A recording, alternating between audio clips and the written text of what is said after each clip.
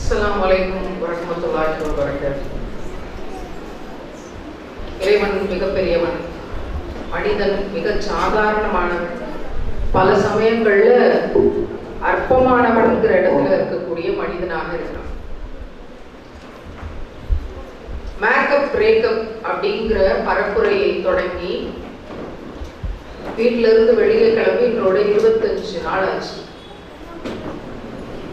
நம்ம இருக்க இடத்துல இருந்து வெளியே வந்து ஒவ்வொரு ஊராக இந்த பரப்புரையை தொடங்கி நடத்துறதுக்கான வேலைகளை செஞ்சு ஓடிக்கொண்டிருக்கோம். அல்ஹம்துலில்லாஹ்.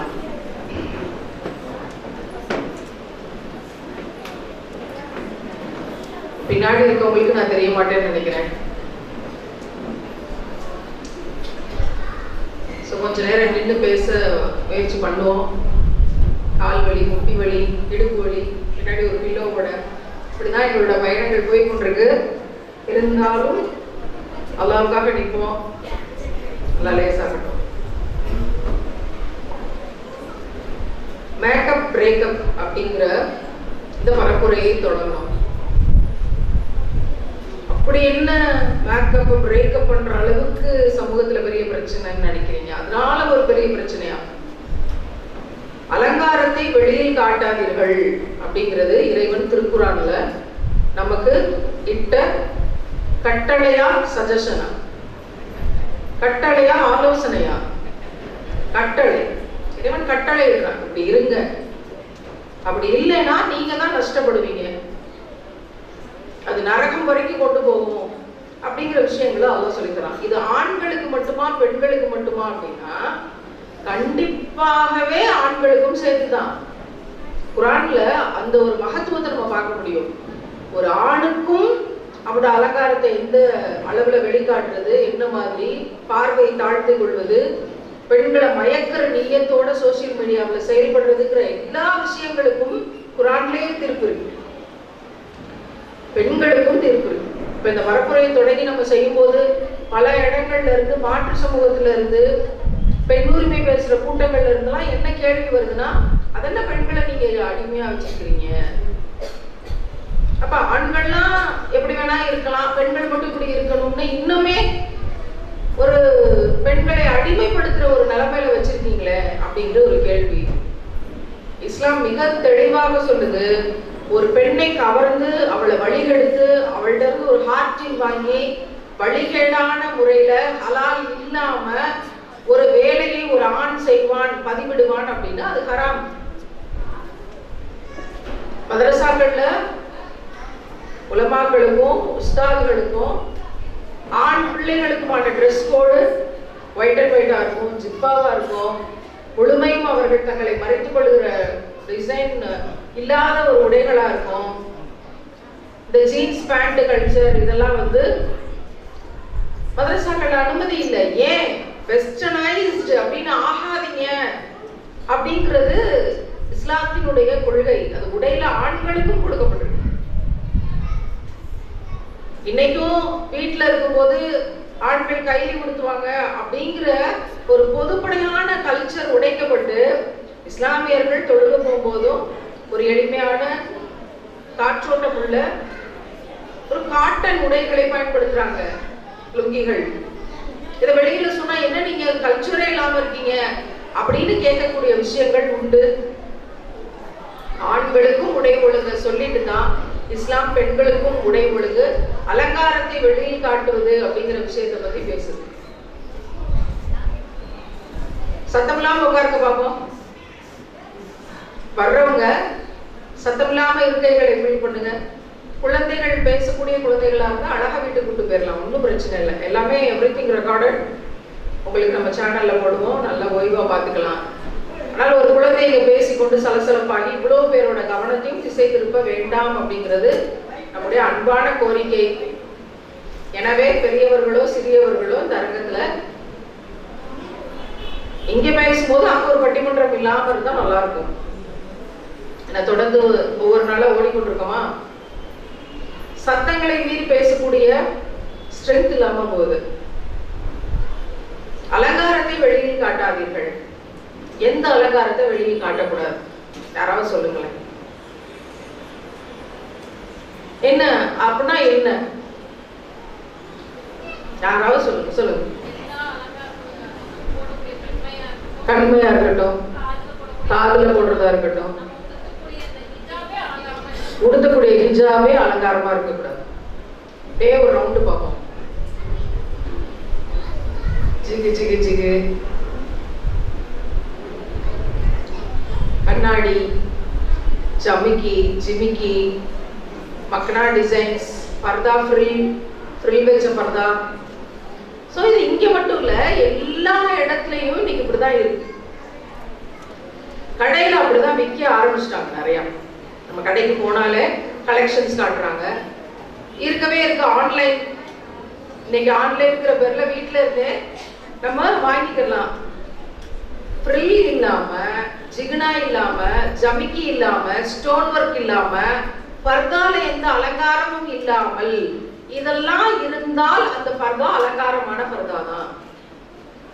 இதெல்லாம் இருந்தா அந்த ஹிஜாப் அலங்காரமான ஹிஜாப் தான். நம்ம போடக்கூடிய பர்தாவும் ஹிஜாபும் கண்டிப்பா அழகா இருக்க கூடாது. நான் இதை அண்டர்லைன் பண்ணி சொல்ல விரும்புறேன். ஏன்னா நம்ம உள்ள வந்து டிசைன் டிசைனா போடுவோம். சுடிதாரா இருக்கட்டும், சாரியா இருக்கட்டும், உள்ள டிசைன் டிசைனா போடலாம். வீட்டுக்குள்ளதான் போட போறோம். ஆனா வீட்டை விட்டு வெளியே வரும்போது உங்களுடைய அழகு, உங்களோட உடல் உறுப்புகள், அதன் அமைப்பு எதுவும் வெளியே தெரியக்கூடாது. இப்ப டைட்டா போட்டிருக்கிற பர்தாவெல்லாம் என்ன செய்யறது? எவ்வளவு பேர் இங்க டைட்டான பர்தாக்கள் அடிச்சிருக்கோங்கிறது உங்களோட உடல் அமைப்புக்கு தகுந்த மாதிரி உங்களுக்கு தெரியும். நம்ம டைட்டா அடிச்சு பண்ணியிருக்கோம். அதுக்கும் மேல நம்ம ஒரு குட்டியான ஷாலை போட்டிருக்கோங்க எத்தனை பேரு? அப்போ நம்ம போடக்கூடிய ஹிஜாப் அப்படிங்கிறது நம்ம கைக்கு கீழே வரைக்கும் வர்ற மாதிரி லூஸாக, பெருசா, பின்னாடி பின்முழங்கால் வரைக்கும் வர்ற அளவுக்கு நல்லா பெருசா லூஸா, அந்த மாதிரி காட்டன் ஷாலையும் போடலாம், இந்த மாதிரி மக்னாவையும் வாங்கி போடலாம், நிறைய வந்துருச்சு. அதுல எந்த அலங்காரமும் இல்லாம பார்த்துக்கிட்டா கொஞ்சம் தப்பிச்சிட்டோம். அதேதான் பர்தாவும். பணக்காரர்கள் வெஸ்டர்ன் கல்ச்சர்ல இருக்கவங்களா என்ன செஞ்சாங்கன்னா, நாங்க ரொம்ப ஸ்ட்ரெஸ்ல இருக்கோம், வீட்டை விட்டு வெளியே வந்தாலே கண்ணுக்கு குளிர்ச்சியா பெண்கள் எல்லாரோட உடலும் எங்களுக்கு தெரியணும். அமெரிக்கால ஒரு ஆண் ஒரு ஃபங்க்ஷனுக்கு போறாங்கன்னா அவங்களோட ட்ரெஸ் என்ன, அவங்களோட ட்ரெஸ் கோட் என்ன? கோட் சூட், டை போட்டிருப்பாங்க, ஷூ போட்டிருப்பாங்க. அவங்களோட உடல்ல எதையும் வந்து முகத்தை தவிர நீங்க பார்க்க முடியாது. இதே ஒரு பெண் ஒரு ஃபங்க்ஷனுக்கு போறாங்க, என் ட்ரெஸ் என்ன? பாவாடை சட்டை, எவ்வளவுக்கு எவ்வளவு குறைச்சு போடணுமோ அப்படி. கவுனு ஒண்ணு போட்டு போவாங்க, அதுல வந்து எதை மறைக்கணுமோ அதை விட்டுட்டு கீழே காலை பெறல விட்டு போட்டுட்டு போவாங்க. இதான் அங்க இருக்கக்கூடிய கல்ச்சர். 1400 வருஷத்துக்கு முன்னாடி இஸ்லாம் வரும்போது நாம் உயிரினும் மேலாக நேசிக்கும் முத்தமன வீரநாயகம் ஸல்லல்லாஹு அலைஹி வஸல்லம் அவர்கள், நீங்க உங்களோட உடலை வெளிக்காட்டாதீங்க, நீங்க காட்சி பொருள் கிடையாது, அல்லாஹ் வந்து அலங்காரத்தை வெளியில் காட்டாதீங்கன்னு சொல்லியிருக்கிறான். எனவே நீங்க லூஸான ஒரு துணியை எடுத்து மேல போத்திக்கோங்க அப்படின்னு சொல்லி தர்றாங்க. இப்ப ஃபர்ஸ்ட் கண்டிஷன் நம்ம ஃபர்தா லூஸா இருக்கான்னு பாக்குறது தான். டைட்டா இருந்தா இன்னையில இருந்து மாத்திடுவோம். செகண்ட் கண்டிஷன், வெளியே போத்தி இருக்கிற அந்த துணி, அது வெள்ளை துப்பட்டியா இருக்கலாம் அல்லது நீங்க ஃபர்தான்ற கல்ச்சருக்குள்ள வந்திருக்கலாம், இந்த வெளியே போத்தி இருக்கிற அந்த துணி டிசைனோட இருக்கா? டிசைனா என்னென்ன? ஃப்ரில் வைக்கிறது, ஸ்டோன் ஒட்டுறது, அதுல நிறைய பேர் என்ன அடுக்கடுக்காக அப்படிங்கிற இதெல்லாம் நிறைய வந்துருச்சு ஃபர்தால. அந்த மாதிரிலாம் இல்லாம சாதாரண ஒரு ஒத்த துணியில நீட்டா தச்சு லூஸா போட்டுக்கமா, எந்த அலங்காரமும் இல்லையா? அப்படி இருக்குது அப்படின்னா ஜிகு ஜிகுன்னு, ஃபார் எக்ஸாம்பிள் புரியுற மாதிரி எல்லாருக்கும் சொல்லணும்னா, லைட்ல போனா ஜிகு ஜிகுன்னு தெரியும், மினுக்கும். பகல்ல சூரிய வெளிச்சத்துல போனா மினுக்கும், நைட் லைட்ல போனா மினுக்கும். அப்படி நம்ம ட்ரெஸ்ல ஏதாவது இருந்தால் அது இஸ்லாத்துக்கு முரணானது, அலங்காரத்தை வெளிக்காட்டக்கூடியது. அப்ப உங்களோட ஃபர்தாவை உங்களோட ஹிஜாபை நீங்க செக் பண்ணுங்க. கடையில அப்படி விற்கிறாங்க அப்படின்னா வாங்கிட்டோம் அப்படின்னா இன்னையோட அதை கிழிச்சு கருத்துணிக்கு போடுங்க. பொள்ளாச்சியில இந்த விஷயத்த பேசி அது ஒரு பெரிய பேசு பொருளாச்சு, கிழிச்சு கருத்துணிக்கு போடுங்க அப்படின்னு ஒரு குட்டி பிள்ளை வந்தா அவளை காமிச்சு கூப்பிட்டு சொன்னேன், நான் இந்த ப்ராஜெக்ட் இன்னைக்கு கொடுத்துருக்கேன், இந்த ட்ரெஸ்ல இதெல்லாம் இருக்குது, நீ என்ன செய்ய, வீட்டுல போய் அம்மாட்ட கத்திரிக்கோளை வாங்கி கிழிச்சு போட்டுரு, ஓகேவா அப்படின்னு அந்த குட்டி பாப்பாவை கூப்பிட்டு நான் சிரிச்சு கொண்டே பேச அனுப்புறேன். அவங்க அம்மா இந்த வீடியோ எடுத்துட்டு போய் அவங்க வீட்டுல கொடுத்து தனிப்பட்ட முறையில் பிள்ளைகளை கூப்பிட்டு பேசி மன உளைச்சலை ஏற்படுத்துறாங்க. இவங்களை எதுக்கு பேச கூப்பிடுறீங்கன்னு பெரிய பச்சை. இன்னைக்கு நீங்க இந்த உலகத்தினுடைய அலங்காரத்துக்கு கட்டுப்பட்டு இம்மையை தேர்ந்தெடுத்து கொண்டு அலங்காரத்தை வெளிக்காட்டக்கூடிய இந்த மிகப்பெரிய வேலையை நீங்க செய்றீங்க. நாளைக்கு அல்லாஹ் வாயை கட்டிட்டு மறுமையில கேட்பான்.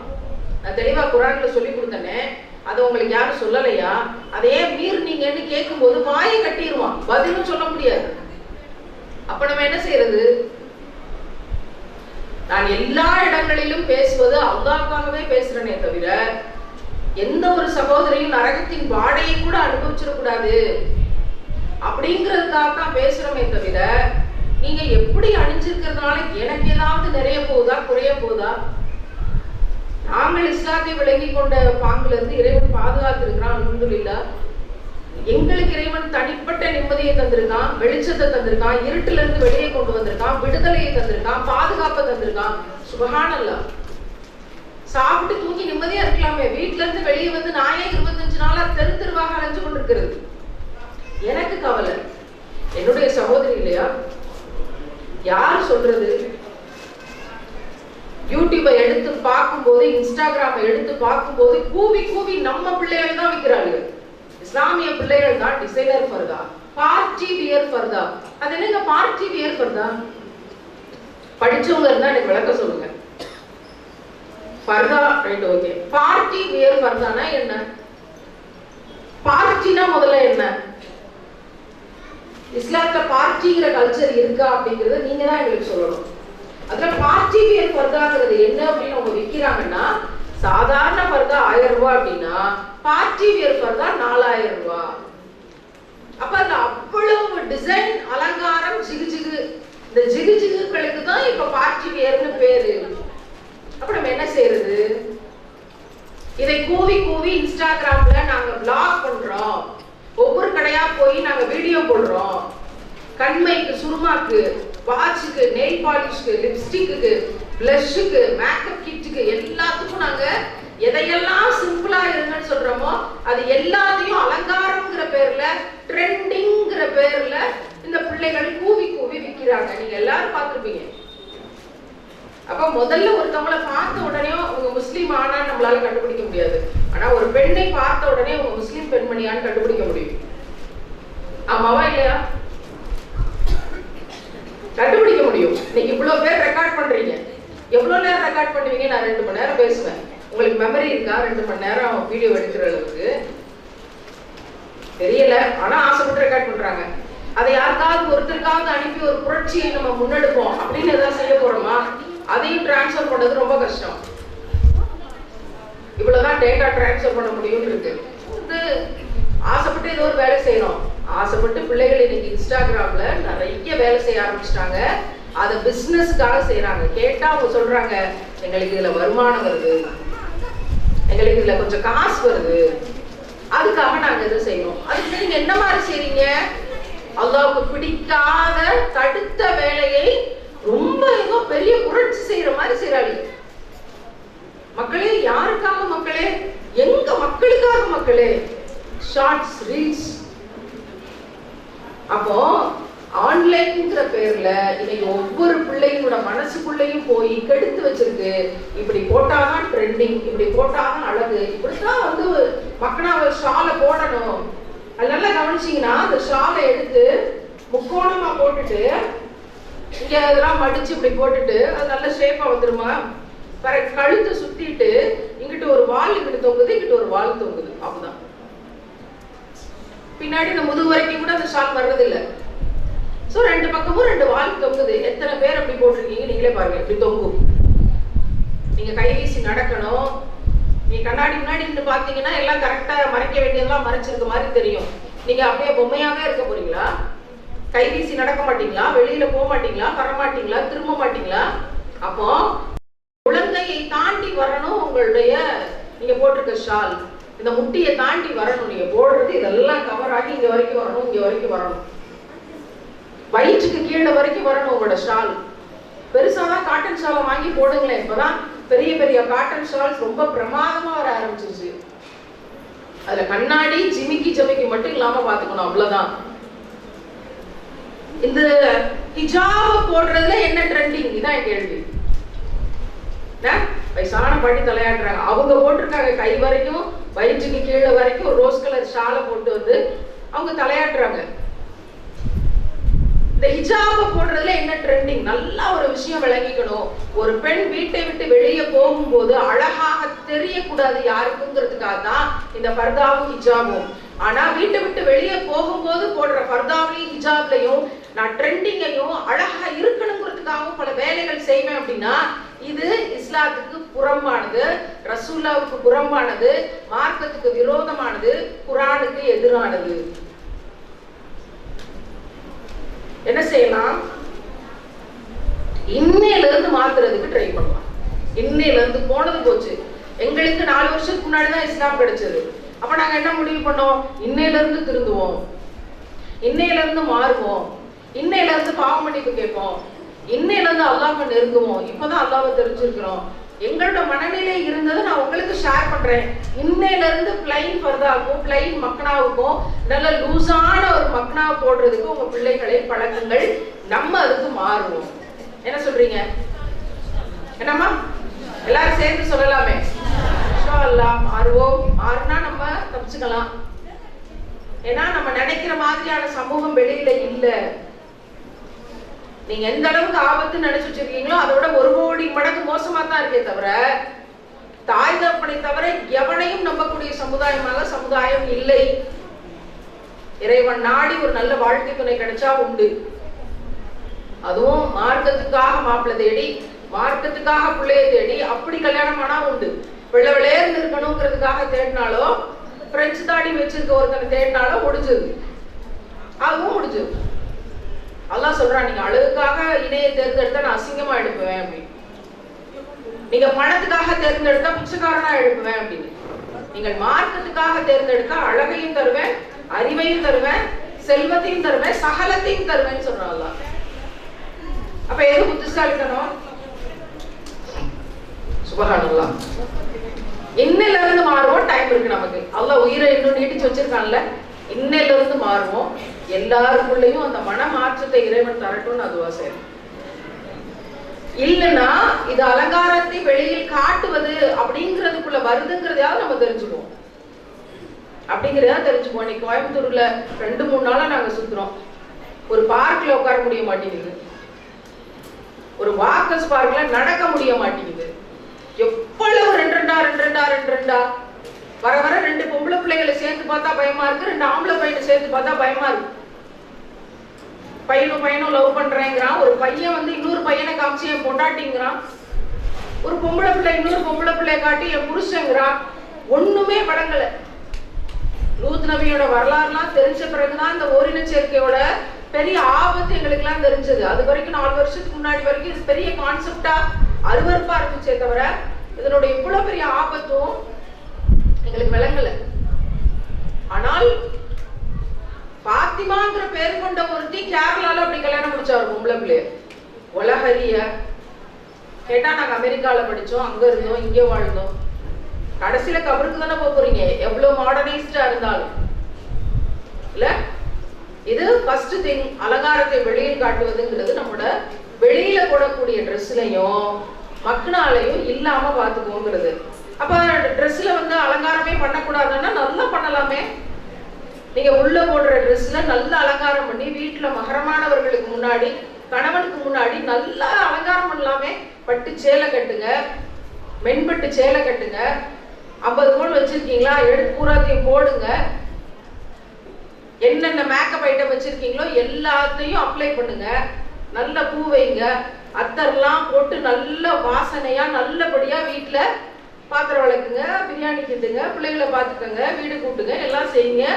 கணவருக்கும் பார்க்க கண்ணு குளிர்ச்சியா இருக்கும், தாய் தகப்பனுக்கும் சந்தோஷமா இருக்கும். எல்லாம் இருக்கும். வீட்டுக்குள்ள இப்படி இருக்கலாம்ல. நம்ம வீட்டுக்குள்ள எப்படி இருக்கோம்? மனசாட்சியோட அல்லாஹ்வுக்கு பயந்து யோசிக்கும். என்னையும் சேர்த்து தான் சொல்றேன். வீட்டுக்குள்ள நம்ம எப்படி இருக்கோம்? என்னம்மா? நைட்டி. வீட்டுக்குள்ள என்ன ஹேர் ஸ்டைல்? கொண்ட. நானும் எல்லா ஊர்லயும் பார்த்தாச்சு, எல்லா ஸ்டேட்லயும் பார்த்தாச்சு, எல்லா நாடுகளையும் பார்த்தாச்சு. நம்ம மக்களை போய் கேட்கும்போது எல்லாரும் சொல்ற மேக்சிமம் ஆன்சர் இதுதான். சில பேர் விதிவிலக்கா இருக்கலாம். மேக்சிமம் ஆன்சர் இதுதான். ஆனா வீட்டுல நல்லா இருங்க, வெளியே வரும்போது நல்லா வராதீங்க. அதுக்காக கிழிஞ்ச ட்ரெஸ்ஸை போட்டு போங்கன்னு சொல்லல. அலங்காரத்தை வெளியே காட்டுற மாதிரி இந்த சிகு டிசைனர் இதெல்லாம் பண்ணாம வாங்க பிளைனா அப்படின்னு சொன்னா அதை மாத்திட்டோம். வீட்டுக்குள்ள பிச்சைக்கார பரதேசியா வாழ பழகிட்டோம். இதை எப்போ உடைக்க போறோம்? மேக்கப் டேன்னு ஒண்ணு வைங்க. வீட்டுக்குள்ள மேக்கப் டேன்னு ஒண்ணு வைங்க. தாய் பிள்ளைகள் எல்லாரும் சேர்ந்து நல்ல சந்தோஷமா சீவி சிங்காரிச்சு நல்ல தலை நிறைய வாசனையா பூக்களை வச்சு ஒரு வீட்டுல ஒரு பிளசண்டா. அப்படி நான் அந்த 4 ரூம்குள்ளேயும் வளம் வாங்கல இல்ல. பிறகு அதை போட்டோ எடுத்து ஸ்டேட்டஸ்ல வைக்க கூடாது. அது ஒரு பெரிய பஞ்சாயத்து. எதையுமே வெளியில காமிச்சாதான் எனக்கு நிம்மதின்னு ஏன் நினைக்கிறீங்க? உங்க உள்ளத்துக்கு நீங்க காட்டுங்க. உங்களை நீங்க லவ் பண்ணுங்க முதல்ல. அடுத்த ஆளுக்கு காமிச்சாதான் எல்லாமே வா. நீங்க உங்களுக்கு காட்டுங்க. நீங்க உங்களை கண்ணாடியில பாருங்க. ஓகே அல்ஹம்துலில்லாஹ். அதுலயாவது திருப்தி அடைச்சிட்டு போகணும்ல. அது நான் வெளியில போகும்போது நல்லா கவனிச்சா நல்லா பர்தா போட்டிருக்கா, பிளாக் கலர் பர்தா, பிளாக் கலர் மக்கனா, நோஸ் பீஸ், கண்ணு மட்டும் தான் தெரியுது. ஆனா அந்த கண்ணு அவ்வளவு அழகா தெரியுது. என்னன்னா அதை சுத்தி 30 ஐட்டம் போட்டிருக்கா அந்த பிள்ளை. ஏன்னா அவ சொல்றா கண்ணு மட்டும் தானே வெளியே தெரியுது. அப்ப அதை ரொம்ப அழகாக எப்படி எப்படி பாக்குறதுங்கிறதுல நான் ரொம்ப கவனம் செலுத்துவேன். 5 தடவை கண்ணாடியை பார்த்து எல்லாம் கரெக்ஷன் பண்ணிட்டு தான் வருவேன்.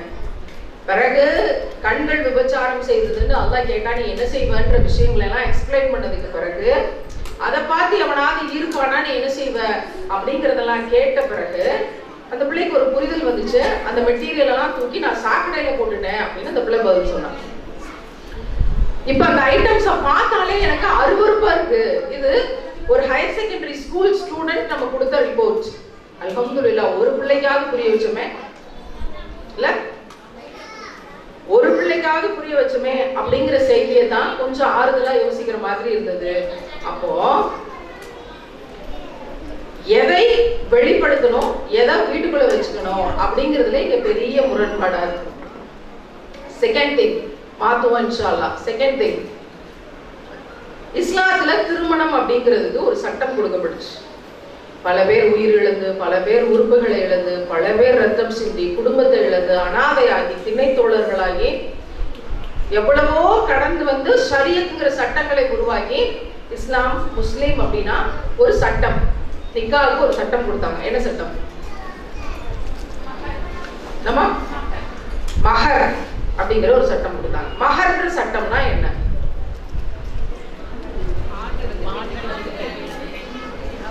ஒரு மாப்பிள்ளை ஒரு மணப்பெண் மணப்பெண் தனக்கு என்ன வேணுங்கிறத மாப்பிள்ளை கிட்ட கேட்கணும், அதை கொடுத்து அவங்க கட்டணும். ஆண் தான் கொடுத்து கட்டணும்.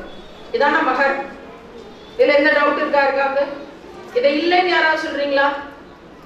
எல்லாருக்கும் அது அக்செப்டபிள் தானே? இதுதான் மகர்ங்கிற சட்டம் எனக்கு தெரிஞ்சு. பிறகு எதுக்கு பொண்ணுக்கு நகை போடுறீங்க கல்யாணத்துல? பிறகு எதுக்கு பொண்ணுக்கு சீர்சனத்தி செய்றீங்க?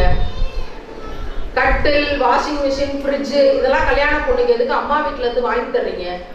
அது தட்டு, ஸ்பூன், டம்ளர் வரைக்கும் போகுது. பிறகு 50 தட்டு வை, 100 தட்டு வை, பலகார தட்டு வை, அதை ராப்பிங் பண்ணு. இன்னைக்கு சீர் ராப்பிங் பண்றதுக்கு ஒரு பிள்ளை வர்ற ஹிஜாபோட மாட்டிக்கிட்டு எல்லாம் டிக்கின்னு வந்துடுறாளுங்க.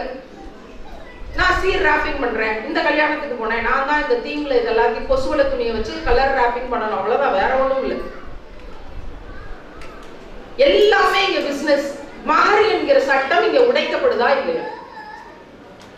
கல்யாணமான பெண்கள் எல்லாரும் சொல்லுங்க, மகளுக்கு கல்யாணம் பண்றதுக்கு நகை சேர்த்து வச்சிருக்க பெண்கள் எல்லாரும் சொல்லுங்க, மகர் என்கிற சட்டம் உடைக்கப்படுதா இல்லையா?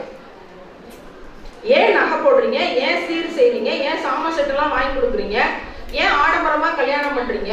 அதுலயும் அந்த லெஹங்கான்னு ஒண்ண மாட்டிக்கிட்டு, ஒரு கவுனை மாட்டிக்கிட்டு துவைக்கவே முடியாது. அந்த ட்ரெஸ்ஸை ஃபுல்லா ஜிமிக்கில ஸ்டிச் பண்ணிருக்கோம், துவைக்கவே முடியாது. என்னைக்காவது அவ திரும்ப அதை போடுவாளான்னு கேட்டா இல்லைங்கிறாங்க. பெரும்பாலும் மேக்சிமம் ஆன்சர் நோ. திரும்ப அதெல்லாம் எடுத்து நாங்க எங்க போடுறோம் அப்படின்னு 15,000 20,000 கம்பல்சரி அதை வாங்கி போட்டாங்க. ஒரு நாளைக்கு சேலை, ஒரு நாளைக்கு இந்த ட்ரெஸ் கம்பல்சரி. கல்யாணம்னா இருக்கணும், இல்லைன்னா புள்ள பிறக்காது போல. எங்களுக்கு தெரிய மாட்டேங்குது இதெல்லாம் செஞ்சாதான் புள்ள பிறக்கும் அப்படின்னு.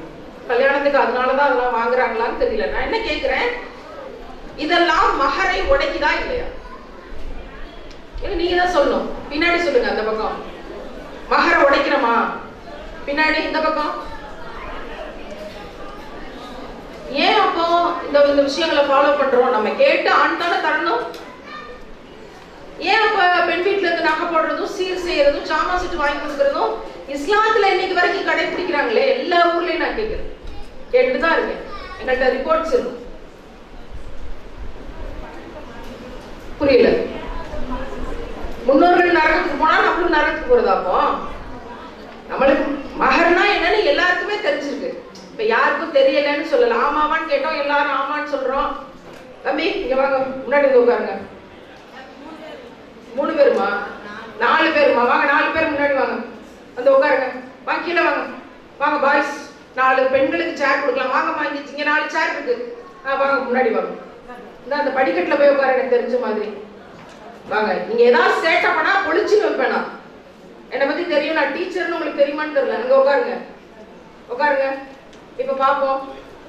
நானும் பார்த்துட்டு இருக்கேன். அந்த பையனுக்கு இடம் கொடுங்க. தள்ளி உட்காரு, தள்ளி உட்காருங்க. எவனாவது திரும்பி பாரு, நான் பேசலாம் மாட்டேன், பொழிச்சுன்னு வைப்பேன். வேற வந்து நம்ம ஒண்ணும் செய்ய முடியாது. ஒரு கூட்டத்துக்கு போகும்போது நம்ம பிள்ளைகளை கண்டிச்சுதான் அந்த கூட்டத்துக்கு டிஸ்டர்ப் பண்ற மாதிரி ஏதாவது செஞ்சா அங்கனே வைப்பேன். அதை விட்டுட்டு செல்போனை கொடுத்து நீ கொஞ்ச நேரம் அதை பார்த்துக்கிட்டு நான் கொஞ்ச நேரம் பயான் கேட்டு வர்றேன். இது நிறைய இடத்துல நடக்குது. இப்ப எத்தனை பேர் இங்க செல்போன் பார்த்துட்டு இருக்காங்கன்னு தெரியல. இறைவன் பாதுகாக்கணும்னு துவா செய்யறோம். அதனால வாய்ஸ குறிப்பா வந்து நம்ம கூடுதலா சொல்ல வேண்டியிருக்கு. சின்னதுல இருந்தே சொல்லி கொடுத்து தாயோட பீரியட்ஸோட பெயின் வரைக்கும் ஆண் பிள்ளைகளுக்கு சொல்லி கொடுத்து வளர்த்துங்கன்னு தான் நான் சொல்லுவேன். அப்பதான் தாயோட கஷ்டம் என்னன்னு தெரியும். அப்போ மகரை உடைக்கிறமே, இதுக்கு என்ன செய்யறது? இப்ப சமீபத்துல ஒரு பிள்ளை 300 பவுன் நகை போட்டு 75 லட்சம் ரூபாய் கார் வாங்கி கொடுத்து சூசைட் பண்ணி திருப்பூர்ல செத்து போனாலே அது ஒரு சமூகம். அது அப்படியே டிட்டோவா நம்ம ஃபாலோ பண்றோமே. மகரை உடைச்சிட்டு நாளைக்கு நபிகள் நாயகம் ஸல்லல்லாஹு அலைஹி வஸல்லம் அவங்கள பாக்குறோம். அவங்க நம்மளை பார்த்து என்ன கேட்பாங்க? இந்த சீர் போட்டு கல்யாணம் பண்ணவங்க, பலகார தட்டு வச்சு கல்யாணம் பண்ணவங்க, அதுவும் 101 தட்டு பலகாரம் வைக்கணுமா? பதுர் பணியாரம்னு பேரு. நான் பயந்துட்டேன். பதுர் சஹாபாக்கள் ஞாபகமா ஏதாவது ஒரு விஷயமா அப்படின்னு. பணியாரத்துக்கு ஒரு பேர் வந்து பதுர் பணியாரம்னு பேரு. அது 501 வைக்கணுமா? ஒரு பணியாரத்தோட விலை 20 ரூபாங்கிறாங்க. எனக்கு ஒண்ணும் புரியல. ஏழைகள் எப்படி இதை செய்ய முடியும்? கஷ்டப்படுறவங்க எப்படி இதை செய்ய முடியும்? சில இடத்துல பொண்ணுக்கு வீடு கட்டி கொடுக்கணும், தெரியுமா? சில ஊர்கள்ல கல்யாணம்னா பிள்ளைக்கு வீடு கட்டி கொடுக்கணும். பொம்பளை பிள்ளைக்கு அவ பேர்ல அந்த வீட்டை எழுதி வைக்கணும். வீடு இல்லைன்னா நான் கட்ட மாட்டேன்னு மாப்பிள்ளை சொல்றாரு. இது என்னது? ஏன் நீங்க மகரை மாத்துனீங்க? நான் சொல்லாததை ஏன் செஞ்சீங்க? மகரை உடைச்சு அப்படின்னு கேட்டா நீங்க என்ன பதில் சொல்லுவீங்க? ரசூலுல்லாஹ்க்கு என்ன பதில் சொல்லுவீங்க? அப்போ இங்கிருந்து ரெண்டாவது விஷயம் நல்லா தெரியணும். திருமணத்தின் பொருட்டு மகரை உடைச்சு நகை போட்டு சீர்சனத்தை செஞ்சு என்கிட்ட இருக்குங்கிறதுக்காக என் மகளுக்கு நான் கொடுக்குறேன்னு நீங்க சொல்லலாம். நீங்க இருக்குன்றதுனால மகருங்கிற சட்டத்தை உடைச்சு செஞ்சு நீ 50 பவுன் போட்டாதான் கட்டுவேன்னு ஒருத்தர் சொல்லி 10 பிள்ளைகள் கல்யாணம் ஆகாம இருக்கு, 1 லட்சம் பிள்ளைகளுக்கு கல்யாணம் ஆகாம இருக்குன்னா அந்த கல்யாணம் ஆகாத பிள்ளைகளுக்கும் இந்த 50 பவுன் போட்டு கல்யாணம் பண்றதுக்கும் சம்பந்தம் இல்லைன்னு சொல்றீங்களா? சம்பந்தம் இருக்கு. எந்த பொம்பளை பிள்ளைய பெற்றவங்களும் போட மாட்டோம், நகை போட மாட்டோம் அப்படின்னு சொன்னால் எவனாவது 50 பவுன் போட்டாதான் கட்டுவேன்னு சொல்ல முடியுமா? இன்னைக்கு மாமியார்கள் ஆண் பிள்ளைகளை வச்சிருக்கவங்க ரொம்ப சாமர்த்தியமா ஒரு விஷயத்த பேசுறாங்க. உங்க தங்க மகளுக்கு நீங்க எவ்வளவு வேணாலும் போட்டுக்கங்க, எங்களுக்கு அதை பத்தி கவலை இல்லை, நீங்க செய்யறது செஞ்சுக்கங்க, நாங்க வரதட்சணை எல்லாம் கேட்க மாட்டோம். ரொம்ப நல்லவங்களாம். நீங்க நிஜமாவே ஒரிஜினல் நல்ல மாமியார்னா என்ன செய்யணும்னா, நாட் அலௌடு, மகர் படிதான் திருமணம் நடக்கணும், நீங்க உங்க மகளுக்கு எதுவும் செய்யக்கூடாது, நாங்க தான் எல்லாம் செஞ்சுக்குவோம் அப்படின்னு சொல்லணும். அது என்னைக்கு வரும்? நம்முடைய சமூகத்துல என்னைக்கு வரும்? இந்த மகருங்கிற சட்டத்தை மட்டும் நம்ம ப்ராப்பரா ஃபாலோ பண்ணியிருந்தா இந்நேரம் 10 கோடி பெண்கள் இஸ்லாத்துக்கு வந்திருப்பாங்க. வரதட்சணை இல்லையாம்ல, பொண்ணுக்கு நகைப்பட தேவையில்லையாம்ல, எந்த செலவும் இல்லையாம்ல, மாஷா அல்லாஹ், இதுக்கு மேல என்ன வேணும்? ஆனா அங்க இருக்கிறத விட இங்க மோசமா இருக்கு. ஏன்னா அப்பாக்கெல்லாம் ஃபாரின்ல வேலை செய்யறாங்களே, அவங்க காய்ச்சலுக்கு கூட கஞ்சி வைக்கிறதுக்கு யாரும் இல்லாம பாடாப்பட்டு உழைச்சு உருகி அவ்வளவு கஷ்டப்பட்டு பிள்ளைகளுக்கு நகை சேர்த்தாகணும். பொம்பளை பிள்ளை வச்சா நகை சேர்த்து ஆகணும், அதான் கௌரவம். நம்ம பிள்ளைக்கு போட்டா தானே கௌரவமா பாத்துக்குவாங்க. அப்படி கௌரவமா பாக்குறவங்க, நகையை வச்சு கௌரவம் பாக்குறவங்க உங்க பிள்ளைய எப்படி பார்ப்பாங்க?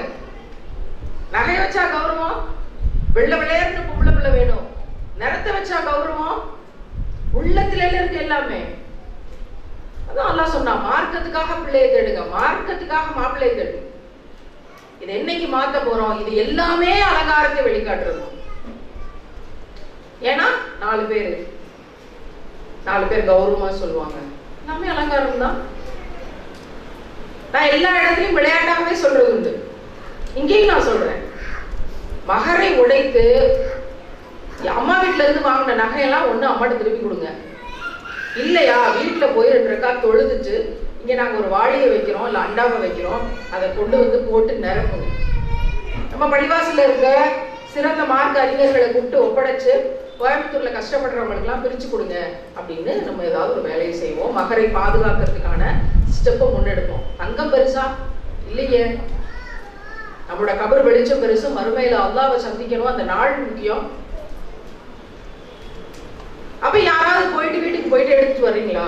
அம்மா வீட்டுல இருந்து போட்ட நகையா அல்லாஹ்வுக்காக திருப்பி கொடுத்துருவோம் அப்படின்னு கேட்போம். யாருமே போயிட்டு வரணும்னு யாருமே சொல்ல மாட்டாங்க. அப்ப நான் சொல்லுவேன், அப்ப நீங்க என்ன போட்டு வந்திருக்கீங்களோ, காதுல கழுத்துல என்ன போட்டிருக்கீங்களோ அதை மட்டும் கொடுத்துட்டு போங்க. இது எவ்வளவு பெரிய பேசு பொருளாக தெரியுமா?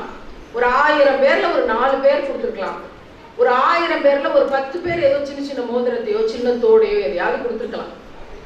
இவ்வளவு 2 கிலோ தங்கத்தை அள்ளிட்டு போயிட்டாங்க பாத்திமா சொல்றீங்களா? 2 கிலோ நீங்க பாத்தீங்க, ஆமா 2 கிலோ. எவ்வளவு மோசமான பரப்புரைகள்லாம். இத்தனைக்கும் எங்களோட வேலைகள், நாங்க என்ன பணிகள் செஞ்சுட்டு இருக்கோம் எல்லாத்தையும் டாக்குமெண்ட் பண்ணி முடிஞ்ச வரைக்கும் எங்களோட தளங்கள்ல ஓப்பனா போட்டுக்கிட்டு இருக்கோம். இந்த மாதிரிலாம் விமர்சனங்கள் வரும் அப்படிங்கிறதுக்காக. குழப்பவாதிகள் எல்லா காலங்களிலும் இருக்கிறார்கள்.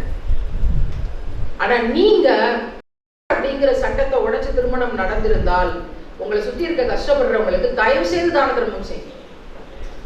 மகர்ன்றத நாங்க அறியாமையில ஏதோ தெரியாம நடந்திருக்கு. அம்மா வீட்டுல இருந்து 50 பவுன் பிள்ளைக்கு நகை போடுறாங்க, 5 பவுன் மகரா. இது என்ன டேலி? இப்போ ஒவ்வொருத்தரையும் விசாரிச்சோம்னா எத்தனை பவுன் போட்டாங்கன்னு சொல்லுவாங்க. உங்க வீட்டுல அம்மா வீட்டுல எவ்வளவு, எத்தனை பவுன் போட்டாங்க? 10 பவுன். மகர் எவ்வளவு போட்டாங்க? 2 பவுன். 10க்கு 2. இங்கிட்ட கேட்போம், உங்க அம்மா வீட்டுல எவ்வளவு போட்டாங்க? 10. மகர் எவ்வளவு போட்டாங்க? உம்ரா கூட்டு போக சொல்லி நீங்க மகர்னு அதை கேட்டிருக்கீங்க, கூட்டு போனாங்களா? அதுவும் போகல. அதுவும் போச்சா? இப்போ இந்த கார்னர்ல இருக்க 2 பேரையும் கேட்கிறோம், இது என்ன? ஒரு பானை சோறுக்கு ஒரு சோறு பதம். எல்லாத்தையும் கேட்டோம்னா ஆளுக்கு ஒரு பதில் சொல்வீங்க. இது என்னது? இதைத்தான் ரசூலுல்லாஹ் சொன்னாங்களா? இன்னையில இருந்து மாத்துவோம். கல்யாணத்துக்கு நான் பிள்ளை வச்சிருக்கேன், பொம்பளை பிள்ளை வச்சிருக்கேங்கிற எல்லாரும் எங்கள் வீட்டு திருமணத்துல நாங்க மகர்படி தான் நடத்துவோம். என் பிள்ளைக்கு நான் நகை போட மாட்டேன். ஒரு தோடு, ஒரு செயின், 2 வளையல் போதும். ஒரு 5-6 பவுன் 7 பவுன் வரும், போதும். அதோட அனுப்புங்க. அதுக்கு மேல நீங்க சேர்த்து வச்சிருந்தீங்கன்னா 1 வருஷம் கழிச்சு கொடுங்க. பிள்ளைய நல்லா வச்சிருக்காங்களா, பிள்ளை கண் கலங்காம இருக்காளா, கௌரவமா பாத்துக்கிறாங்களா, அசிங்கப்படுத்தாம இருக்காங்களா, இதெல்லாம் பார்த்துட்டு பிறகு கொடுங்க. உதவே கொடுத்து விட்டுறது, அவன் அதை வாங்கி கொண்டு போய் வித்துறான் எத்தனையோ இடத்துல. கொடுக்காதீங்க. உங்க பிள்ளைக்கு தானே கொடுக்க போறீங்க. 1 வருஷம் கழிச்சு கொடுங்க, சத்தம் இல்லாம கொடுங்க. கல்யாணத்துக்கு நீங்க போடுறதுனாலதான் எனக்கு போட்டாதான் கல்யாணம்னு 1 லட்சம் பேர் நிக்கிறான். இதை உடைக்கிறதுக்கு வேற வழியே இல்ல.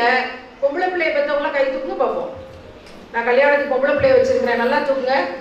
இன்ஷா அல்லாஹ் மகர்படி திருமணத்தை நடத்துவோம் இன்னைக்கு முடிவு பண்ணுங்க. என்ன சொல்றீங்க? சத்தமா சொல்லுங்க.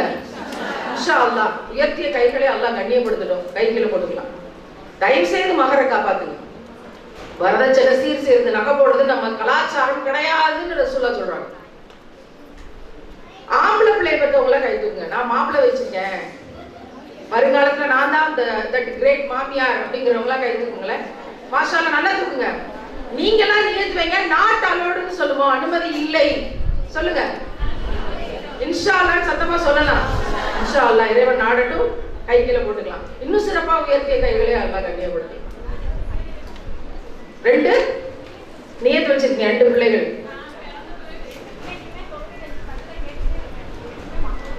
அப்படிதான் நீங்க நியத்து வச்சிருக்கீங்க, 2 ஆம்பளை பிள்ளைகள். மாஷா அல்லாஹ். ஒரு கிரேட் மாமியார். அல்ஹம்துலில்லாஹ், ஆமீன். நீங்கள் நியத்து வச்சிருக்கீங்க, வச்ச நியத்தை அல்லாஹ் கபூல் செய்யுமா? மாஷா அல்லாஹ். மகர் கொடுத்து பண்றது போக நாட்டாளோடுன்னு சொல்லணும். அங்கிருந்து வரக்கூடாது, அது எப்படியா தடுக்கணும், வரக்கூடாது. தேவைப்பட்டா அந்த தாய் தகப்பனுக்கு கடைசி காலத்துல பயன்படலாம். இல்லையா நாளை பின்ன மகளுக்கு கொடுத்துக்கலாம், 1 வருஷம் 1.5 வருஷம் கழிச்சு. ஒன்றும் அவசரம் இல்லை. திருமணத்தின் பொருட்டு போடக்கூடாதுங்கிறத எப்படியாவது தடுக்கிறதுக்கு பொண்ணை பெற்ற அம்மாவும் பையனை பெற்ற அம்மாவும் முக்மீனான 2 இந்த முஸ்லிம் பெண்மணிகள் நினைச்சால் மாற்ற முடியுமா? முடியாதா? முடியும்.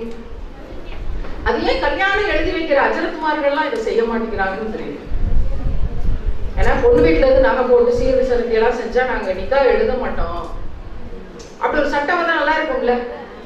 எத்தனை குடும்பம் நிம்மதியா இருக்கு தெரியுமா? எவ்வளவு ஏழைகள் நிம்மதியா இருப்பாங்க, எவ்வளவு மிடில் கிளாஸ் அம்மா அப்பாக்கள் நிம்மதியா இருப்பாங்க. சுபஹானல்லாஹ். அப்படியெல்லாம் வரட்டும்னு துவா செய்யுங்க. நமக்கு ரசூலுல்லாஹ் நம்ம கிட்ட இல்ல, எந்த பஞ்சாயத்தையும் கொண்டு போக முடியல, சூழ்ச்சிகள் தலைவிரிச்சு ஆடுது. நம்ம ஜும்மா மேடைகள்ல பேசுற இமாம்களையும் இந்த நிக்காஹ் எழுதி வைக்கிற அஜரத்மார்களையும் நம்ம எங்க சார்ந்திருக்கோமோ அவங்களையும் தான் நம்ம நம்பி இருக்கோம். அப்படிதானே? துவா செய்யுங்க. நல்ல தலைமைகளும் ரசூலுல்லாஹ் சொன்ன மாதிரியான மார்க்க அறிஞர்களும் நம்மளை சுத்தி இருக்கட்டும்னு துவா செய்யுங்க. நிறைய துவா செய்யுங்க. நமக்காக நம்ம துவா செய்யறது போக நிறைய சமூகத்துக்காக துவா செய்யுங்க. இல்லைன்னா இந்த மகரை காப்பாற்ற முடியாது. இந்த மோசமான நிலைமைக்கு இவ்வளவு பிள்ளைகள் செத்து போனதுக்கு, இவ்வளவு பிள்ளைங்க கல்யாணம் ஆகாம இருக்கிறதுக்கு, நகை போட்டு கட்டுன, அலங்காரம் பண்ணி கட்டுன, ஆடம்பரமா கல்யாணம் பண்ண அத்தனை பேரும் கேள்வி கணக்குக்கு உள்ளாக்கப்படுவார்கள். இன்னைக்கு ஒரு ஸ்டேட்டஸா போயிடுச்சு. சமீபத்துல ஒரு ஊரு இந்த பரப்புரைக்கு நடுவுல ஒரு குதிரையை அலங்காரம் பண்ணி என்னென்னமோ மாட்டிருக்காங்க. அந்த குதிரையில பார்த்தா பின்னாடி அந்த வாத்திய கருவியெல்லாம் வச்சுட்டு போறாங்க. அதுக்கு பின்னாடி தொப்பி போட்ட ஆட்கள் ஒரு 30 பேர் போறாங்க. என்னது அப்படின்னு கேட்கும்போது நிக்காவுக்கு மாப்பிள்ளை கூப்பிட போறாங்க. அந்த குதிரை மேல மாப்பிள்ளை ஏறி நிறைய விஷயங்கள் நடக்குது. எனக்கு ரொம்ப ஆச்சரியமா இருந்துச்சு. குதிரை எத்தனை கம்பீரமானது, யானை எத்தனை கம்பீரமானது. அதை கொண்டு பிச்சை எடுக்க விட்ட ஒரே சமூகம் மனித சமூகம் தான் இல்ல. போருக்கு நின்ன விலங்குகள் இது 2.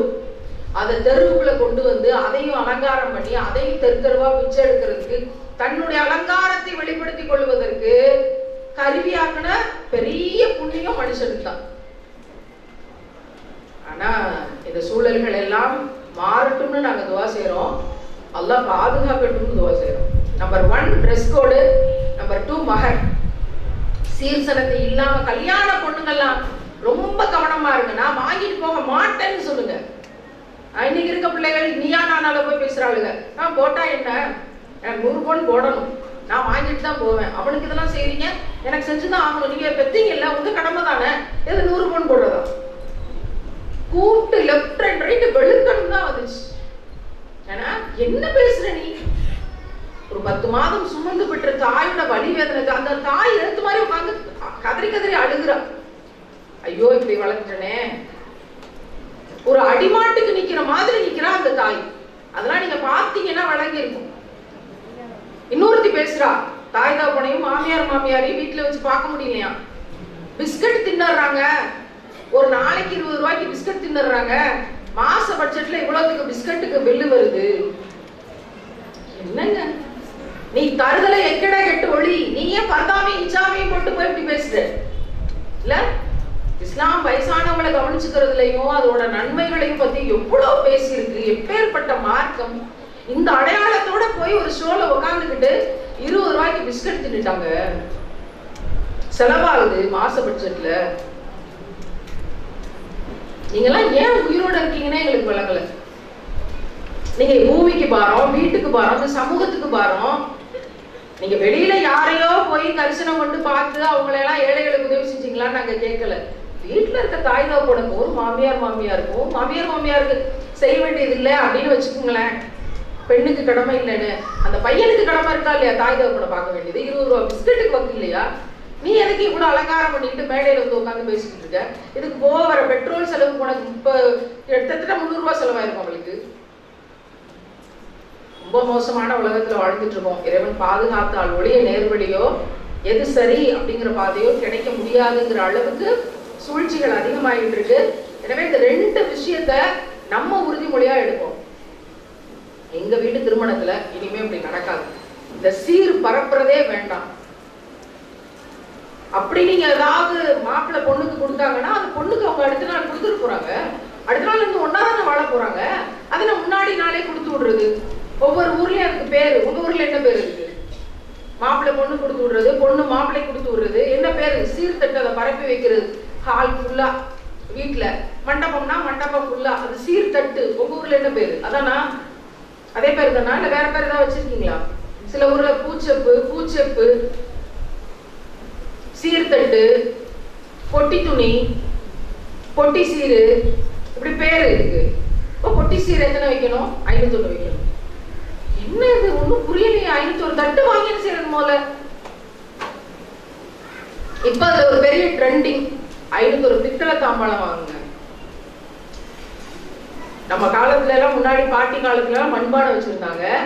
இரும்பு சட்டியில தோசைக்கல், பணியாரம் இதெல்லாம் இரும்பு சட்டியா தான் வச்சிருந்தாங்க. அப்புறம் என்ன பண்ணிட்டாங்க? நான்ஸ்டிக்னு ஒரே நான்ஸ்டிக்கா போனாங்க. அது பிறகு இப்போ அந்த இரும்பு சட்டிலாம் வருது பழையபடி. ஒரு இரும்பு சட்டி எவ்வளவு தெரியுமா? 4500 ரூபாய். குழம்பு வைக்கிற சட்டி 4500 ரூபாய். ஏன்னா அது இரும்பு சட்டியா. அது ஏதோ காஸ்ட் அயன் காஸ்ட்னு புதுசா பேரை வச்சுக்கிட்டு அதுக்கு ஒரு கண்ணாடி போட்ட கதவுகளை வச்சுக்கிட்டு என்னன்னா இரும்பு சட்டி 150 ரூபாய்க்கு வித்துக்கிட்டு இருந்துச்சு. எப்போ 450 ரூபாய் 4500 ரூபாய்க்கு எப்போ மாறுச்சு? அந்த மண்பானையை டிசைனா வச்சு அதை 5000 விற்க ஆரம்பிச்சு. ஒண்ணும் என்னடா இது? நாங்க சொன்னப்ப கேட்கல, நான்ஸ்டிக்னு போனீங்க. திரும்ப அந்த வியாபாரிகள் வேற மாதிரி கொண்டு வந்து அதுல வந்து இப்ப இந்த சோப் ஸ்டோன் ஒண்ணு இருக்கு. அதுல தயிர் ஊத்துங்க, அதுல பழைய சோறு ஊத்தி வைங்க. கல்லிலேயே குடைஞ்சு வைக்கக்கூடிய ஒரு சோப் ஸ்டோன் மெட்டீரியல் அப்படின்ட்டு சிலது இப்ப தயாரிச்சுட்டு இருக்காங்க. இந்த சோப் ஸ்டோனுங்கிறது என்ன அப்படின்னு ரிசர்ச் பண்ணி ஒரு இஸ்லாமிய பெண்மணி இந்த கடையை நடத்துறாங்களாமே. இது என்ன அப்படின்னு விசாரிப்போம் அப்படின்னு விசாரிச்சு அவங்கள்ட்ட பேசுவோம் ட்ரை பண்ணேன். நல்லா பாதுகாத்தான். உள்ள இன்ஸ்டாக்குள்ள போய் பார்த்தா பேண்ட், சட்டை, ஃப்ரீ ஹேர், லூஸ் ஹேர், முடிய கட்டல. எல்லா வீடியோலையும் அப்படிதான் பேசுறான். அவளுக்கு சிறந்த என்டர்பிரனர்னு அவார்டு கொடுக்குறாங்க. பக்கத்துல கணவர் நிக்கிறாங்க, நடுவுல யாரோ கொடுக்குறாங்க. இந்த பக்கம் அவன் நிக்கிறா, அதே பேண்ட் சட்டையோட போட்டுக்கிட்டு லூஸ் ஹேர் போட்டுக்கிட்டு அதை வாங்குறா. Full makeup. ஆனா பேரு முஸ்லிம் பேர். வைக்கிற பேருகள்லாம் ஃபாத்திமா, ஆயிஷா, கதீஜா, இதெல்லாம் பேர்கள். அதிகப்படியான பேர்கள் இதுதான். பண்ற வேலையெல்லாம் இங்கிலீஷ் தானம்.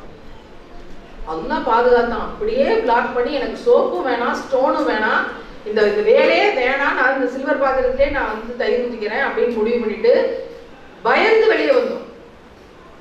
என்னங்க கூவி கூவி ஜாமான வித்து பணக்காரங்களாகி பெரிய லட்சாதிபதி கோடீஸ்வரங்கள் ஆயிட்டா நம்ம கபருக்குள்ள எதையாவது போட போறாங்கன்னு நினைக்கிறீங்களா? தோடு எடுக்க முடியல, ஜனாசால காதை அறுத்து தோடை எடுத்துட்டு தான் உள்ள அடக்குறாங்க. அவ்வளவுதான். என்ன சொத்துக்கள், என்ன விஷயங்கள். அப்போ முஸ்லிம்ங்கிறதுக்கு என்ன அடையாளம் பார்க்கும்போது இதை பார்த்து தான் பின்னாடி 1 லட்சம் பிள்ளைகள் போறாளுங்க. நம்மளும் காசு சம்பாதிக்கணும்னா இது மாதிரி செஞ்சாதான் முடியும். இவங்களுக்கு பேரு இன்ஃப்ளூயன்சர்ஸ். இந்த இன்ஃப்ளூயன்சர்ஸ்னால இன்னைக்கு முஸ்லிம் சமூகத்துல பாதி அடுத்த ஜெனரேஷன் பிள்ளைகள் சீர்கெட்டு அழிஞ்சு கொண்டிருக்காங்க. சில விஷயம் வெளியே தெரியுது, சில விஷயம் வெளியே தெரிய மாட்டேங்குது. என் பக்கத்துல ஆனமலைன்னு ஒரு ஊர் இருக்கா, அங்க புகழ்பெற்ற 2 பிள்ளைகள் இருக்காங்க, ட்வின்ஸ். ஏன்னா ஈத் முபாரக் அப்படின்ட்டு வருவாங்க, பெருநாள் வாழ்த்துக்கள், ஜும்மா முபாரக் எல்லாம் சொல்லுவாங்க. நடுத்தெருவுல டான்ஸ் ஆடி கொண்டிருக்காங்க. இப்போ கோயில் திருவிழாக்கள்ல போய் நடுத்தெருவுல மண்ணுல இந்த கரகாட்டம் ஆடுவாங்க தெரியுமா அந்த காலத்துல, அதே மாதிரி ஆடிக்கொண்டிருக்காங்க. காசுக்கு கூட கூட்டிட்டு போறது யாருன்னா டாடியும் மம்மியும் தான். ஸ்கூல் ஆனுவல் டேல டான்ஸ் ஆடினப்ப எல்லாம் கை தட்டிட்டாங்களாம். அப்ப நம்ம பிள்ளைகளுக்கு டான்ஸ் ஆடுற திறமை இருக்கு, அதை என்கரேஜ் பண்ணுவோம்னு ஆரம்பிச்ச இடம். இன்னைக்கு எத்தனை பேர் எத்தனை ஸ்கூல்ல ஆனுவல் டேல பிள்ளைகள் மேக்கப் போட்டுக்கொண்டு ஏதோ ஒரு ஆக்டிவிட்டி டான்ஸ் ஆடுற வேலையோ, அது இஸ்லாமிக் சாங்கே போட்டு நாங்க டான்ஸ் ஆடுறோங்கிறது அது அதை விட கேவலம். முஸ்லிம் ஸ்கூல்ஸ் இதெல்லாம் என்கரேஜ் பண்ணி ஆனுவல் டே நடத்திக்கிட்டு பெற்றோர்களே உங்கள் பிள்ளைகளை நாங்கள் என்னவெல்லாம் செய்ய வைக்கிறோம் பாக்குறீங்களான்னு இப்லீஸ்களோட தலைமை இடமாவே அவங்க தான் இருக்காங்க பல இடங்கள்ல, பல முஸ்லிம் ஸ்கூல்ஸ். நீங்க என்னத்த மார்க்கத்தை சொல்லி தருவீங்க, என்ன குரான் சொல்லி தருவீங்க, என்ன கிஃப்ட் பண்ணுவீங்க? இன்னைக்கு குரானை மனப்பாடம் பண்றது பெரிய பிசினஸ். ஹிப்ஸ் வச்சிருக்கோம், தஜ்வீத் சொல்லி தரோம், இத்தனை சூறாக்களை மனப்பாடம் பண்ண வைப்போம். இதெல்லாம் பிசினஸா? காசு ஆயிடுச்சு. மதரசாக்கள்லாம் அப்ராணிகளா பல இடங்கள்ல நாங்க பிள்ளைகள் படிக்க வச்சா போதும் அப்படின்னு நினைக்கிற மதரசாக்கள்லாம் பாவமா இருக்கு. முஸ்லீம் ஸ்கூல்ஸ்ங்கிறது குரானை கொண்டு காசாக்கி இன்னைக்கு பெரிய பிசினஸ் பண்றாங்க. நான் இருக்க எல்லா பெற்றோர்களுக்கும் கேட்கிறேன், அல்லாஹ் குரான்ல எங்கேயாவது குரானை மனப்பாடம் பண்ணீங்களான்னு கேட்டிருக்கேன். நான் குரானை படிச்சு விளங்கினவங்க தயவு செய்து யாராவது ஒருத்தர் பதில் சொல்லுங்க. குரான் முழுக்க நீ குரானை மனப்பாடம் பண்ண மாட்டியான்னு அல்லாஹ் எங்கேயாவது கேட்டிருக்காங்க. ஆனா பக்கத்துக்கு பக்கம் ஒவ்வொரு இடத்துலயும் குரானை விளங்க மாட்டீங்களா, குரானை சிந்திக்க மாட்டீங்களா, குரானை ஆராய்ச்சி செய்ய மாட்டீங்களா? சிந்திப்போருக்கு அத்தாட்சி உண்டு. எங்கேயாவது சிந்திச்சாங்களா? குரான் மனனம் செஞ்சுட்டு வந்த பிள்ளைகளை நான் கேட்கிறேன், சாதாரண விஷயத்த சொல்லி கேட்கிறேன், இது அல்லாஹ் என்ன சொல்லியிருக்கான்? எங்களுக்கு தெரியல, நாங்க இப்பதான் மனப்பாடம் பண்ணியிருக்கோம். எத்தனை வருஷம் மனப்பாடம் பண்ணீங்க? 7 வருஷமா மனப்பாடம் பண்ணியிருக்கோம். இனிமே எப்ப நீங்க பொருள் தெரிஞ்சு எப்படி என்ன தெரிஞ்சு வருவீங்க? பேசிக் கூட தெரியலங்கிறதா கவலையா இருக்கு. நீங்க ஒட்டுமொத்தமா எல்லாத்துக்கும் விளக்க தெரிய வேண்டாம். ஒரு பொம்பளை பிள்ளையா பேணுதலா இருக்கிறதுக்கு என்ன செய்யணும் அது தெரிஞ்சு வைக்கணுமா இல்லையா? குரான்ல என்ன சொல்லி கொடுத்திருக்கு? அதுக்குதானே குரான். தர்ஜுமாவை மேல வைக்கலாமா, அரபி குரானை மேல வைக்கலாமாங்கிறதுல இருக்கிற கவலையும் பரிதவிப்பும் குரானுக்கு பொருள் விளங்கணுமேங்கிறதுல இருக்க மாட்டேங்குது. உங்களை நான் கெஞ்சி கேட்டுக்கிறேன், உங்கள் பிள்ளைகளுக்கு மனனம் செய்வதற்கு முன்பாக, தஜ்வீது கற்றுக் கொடுப்பதற்கு முன்பாக, நல்ல பிள்ளைகளா வாழ்றதுக்குரிய குரானுக்கு பொருள் தெரிகிற மாதிரி உங்க பிள்ளைகளுக்கு ஏதாவது ஒரு வழி செய்யுங்க. ஏதாவது ஒரு வழி செய்யுங்க. நாங்க அதுக்காக பெரிய மெனக்கெடல் செஞ்சுட்டு இருக்கோம். இதற்கும் நமக்கு நிறைய விமர்சனங்கள் வருது. அதை பற்றி எங்களுக்கு கவலையே இல்லை. நான் படிச்சப்ப நான் குரானை தமிழ்ல படிச்சேன், கொஞ்சம் விளங்குச்சு. அதுக்கு பிறகு தப்சீர் படிச்சேன். எனக்கு எதெல்லாம் ரொம்ப பிடிச்ச வசனங்களா இருந்துச்சோ அந்த வசனங்களுக்கு மட்டும் இப்னு கசீர் எடுத்து தப்சீர் படிச்சோம், அழுது படிச்சோம். அதனால் கிடைச்ச வெளிச்சத்துல நிம்மதியா வாழ்ற ஒரு வெளிச்சத்தின் வாழ்க்கையை இறைவன் தந்திருக்கான். சுப்ஹானல்லாஹ். இல்லைன்னா நான் என்னைக்கு இதை விளங்குறது, என்னைக்கு மீட்டெடுக்கப்படுறது, என்னைக்கு நிம்மதி கிடைக்கிறது? என்னோட எக்ஸ்பீரியன்ஸ்ல இருந்து சொல்றேன், குரானுக்கு பொருள் உணர்ந்து அது உள்ளத்துல இந்த பக்கம் போய் அந்த பக்கம் வெளியே வந்து ஒரு ஈட்டி மாதிரி உள்ள நம்மளை குத்தி நம்மளை நம்ம கிளென்ஸ் பண்ணி தூய்மைப்படுத்தி அதை பிராக்டிஸ் பண்றோம் அப்படின்னு வரும்போதுதான் நமக்கான லைஃப் சேஞ்ச், அல்லாஹ்வை நெருங்குற விஷயம், ரசூலுல்லாஹ்வை ஃபாலோ பண்ற விஷயம் எல்லாமே, எல்லா அதிசயங்களும் அங்கதான் நடக்குது. அது இல்லாம எந்த அதிசயமும் நடக்காது. ஆலிமாக்கு படிச்ச பிள்ளை ஒரு சேர்க்கையாளரா இருக்கா, குரானை மனப்பாடம் பண்ணிட்டு ஆலிம்னு சொல்லி இருக்கக்கூடிய கேரக்டர்ஸ் விபச்சாரத்தினுடைய தலைமை பீடாதிபதிகளாக இருக்கிறார்கள். 4 வருஷம் நான் ஆலிமாவுக்கு படிச்சிருக்கேன் சொல்ற பிள்ளை 8.5 லட்சம் சப்ஸ்கிரைபர்ஸை வச்சுக்கிட்டு இடத்துக்கு இடம் போய் மேக்கப் பண்ணிக்கிட்டு, எல்லாருக்கும் உங்களுக்கு தெரிஞ்சிருக்கும், மேக்கப் மாரத்தான் அப்படின்னு நடத்திக்கிட்டு இந்த பிள்ளை ஒரு ஆலிமான்னு சொல்றாங்க. என்னது, நீ என்ன படிச்சீங்க? எல்லா பிள்ளைகளையும் முகத்தை மட்டும் மறைச்சு அப்படியே வீடியோ போட்டோ எல்லாத்தையும் உங்களோட பேஜ்ல போட்டிருக்கீங்க. கேட்டா நாங்க பெர்மிஷன் வாங்கி தான் போட்டிருக்கோம்னு. அல்லாஹ் பெர்மிஷன் கொடுக்கலையே. அல்லாஹ் அடுத்த விஷயத்தை நீங்க எப்படி பிசினஸ்க்காக செய்வீங்க? அப்போ குரானை பொருள் தெரிஞ்சு பிராக்டிஸ் பண்ணாம நஷ்டவாளிகளாக போயிட்டு கொண்டிருக்கவங்களோட லிஸ்ட் பெருசா இருக்கு. தயவு செய்து குரானுக்கு பொருள் தெரியுமோ அதுக்கு தப்சீர் தெரியறதுக்குமான விஷயங்களை அதிகமாக பேரண்ட்ஸ் மோட்டிவேட் பண்ணுங்க. நமக்கு அதுக்கான யாரும் வந்து அதை தலைகீழா மாத்த போறாங்களான்னு தெரியல. குரான் மனப்பாடம் பண்ணுவோம். அல்ஹம்துலில்லாஹ் ரசூலுல்லாஹ் சொல்லி கொடுத்தாங்க. குரானை உள்ளத்துல இருந்தா குரான் எல்லாம் அழிக்கப்பட்டாலும் உள்ளத்துல இருந்து அழியாம வைக்க முடியுங்கிறதுக்காக சொல்லி கொடுத்தாங்க. கடைசி ஆப்ஷன்ல அப்படிதானே குரானை விளங்கி அது என்னன்னு தெரிஞ்சு ஒரு மனப்பாடம் பண்றதுக்கு ஒரு ஸ்டேட் வரணுமே. இப்போ பிறந்து 2.5 வருஷம் ஆயிடுச்சா குரானை மனப்பாடம், 3.5 வருஷம் ஆயிடுச்சா மனப்பாடம் பண்ணு.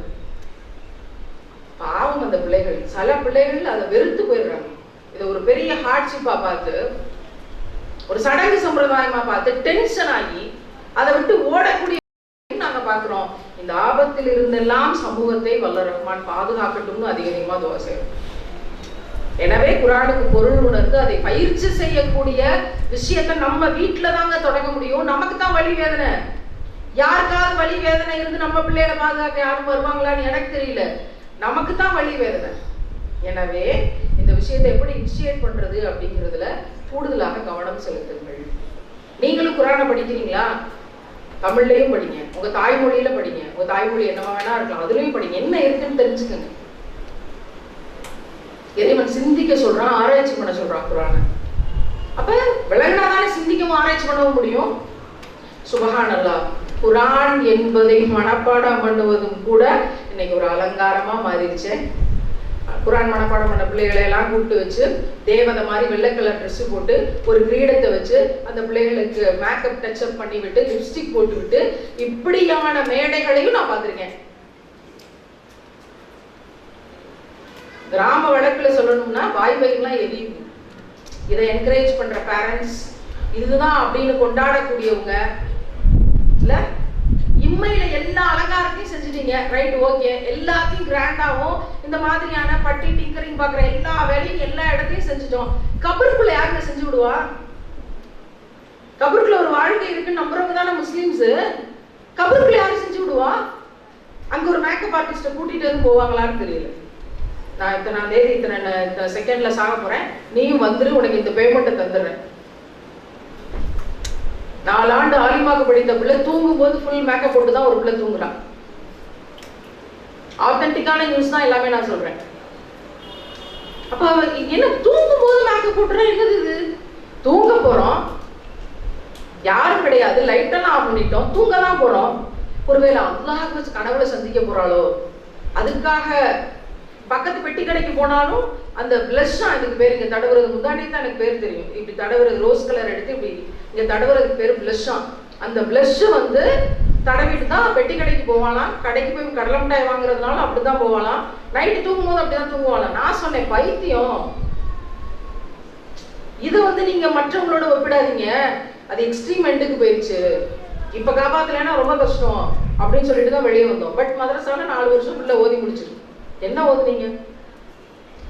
24:31 அத்தியாயம் 24 வசனம் 31 அலங்காரத்தை வெளியில் காட்டாதீர்கள்ன்றது படிக்காம தாண்டி போயிட்டாங்கன்னு நினைக்கிறேன் இல்ல. அப்போ இந்த விஷயங்கள்லாம் இவ்வளவு சுத்தி இவ்வளவு மோசமா வந்து கொண்டிருக்கும் போது அலங்காரத்தை வெளியில் காட்டாதீர்கள் அப்படிங்கிற விஷயத்த நாம் எந்த மட்டில கொண்டு போறோம், என்ன செய்ய போறோம், எப்படி குரானை கொண்டு பாதுகாப்பு தேடிக்க போறோம்ங்கிறது நம்ம கையில தான் இருக்கு. எத்தனை மணிக்கு? 6:45 ஆயிடுச்சுல. சில சமயம் 6:50 ஆகுதோ. நீங்க தான் சொல்லணும் என்ன செய்யறது, எப்படி பாதுகாக்கிறது. கோயம்புத்தூர்லாம் ரொம்ப மோசமா இருக்கு.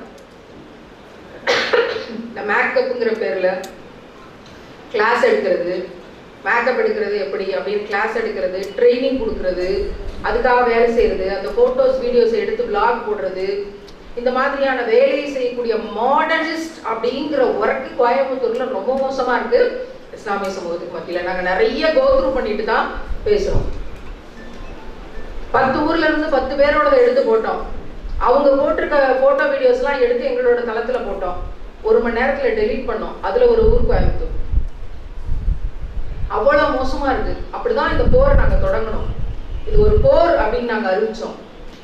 அலங்காரத்தை வெளியில் காட்டுதல் அப்படிங்கிற வேலையை செய்கிற மேக்கப் ஆர்டிஸ்டுகள் ஊர் பிள்ளைகளோட 1000 பிள்ளைகளோட படத்தை போட்டிருக்காங்க. மேக்கப்போட 1000 பிள்ளைகளோட வீடியோஸ் அந்த மூக்கு வரைக்கும் காட்டுறது இல்லையா, இந்த உதட்டுல இருந்து அப்படியே கீழே ஃபுல்லா வீடியோ காட்டுறாளுங்களாம். ஏன்னா முகத்தை நாங்க காட்டல. இந்த முகத்துக்கு நேரம் ஒரு பூவை வச்சுட்டு அப்படியே ரிலீஸ் பண்றது எல்லாத்தையும். ஏன்னா நாங்க முகத்தை மறைச்சிட்டோம். எவ்வளவு பெரிய பேணுதல் பாருங்க இல்ல. அப்ப அதெல்லாம் முகத்தை மட்டும் விட்டுட்டு மற்றதெல்லாம் நரகத்துல போட்டா நமக்கு ஓகே தான். அங்கதான் மறைச்சிட்டோம்ல. பிஸ்னஸ், காசு, இதுக்கு முன்னாடி வேற ஒண்ணுமே கிடையாது. அதுக்கு பலிகடை ஆகிறதெல்லாம் நம்ம பிள்ளைகள்.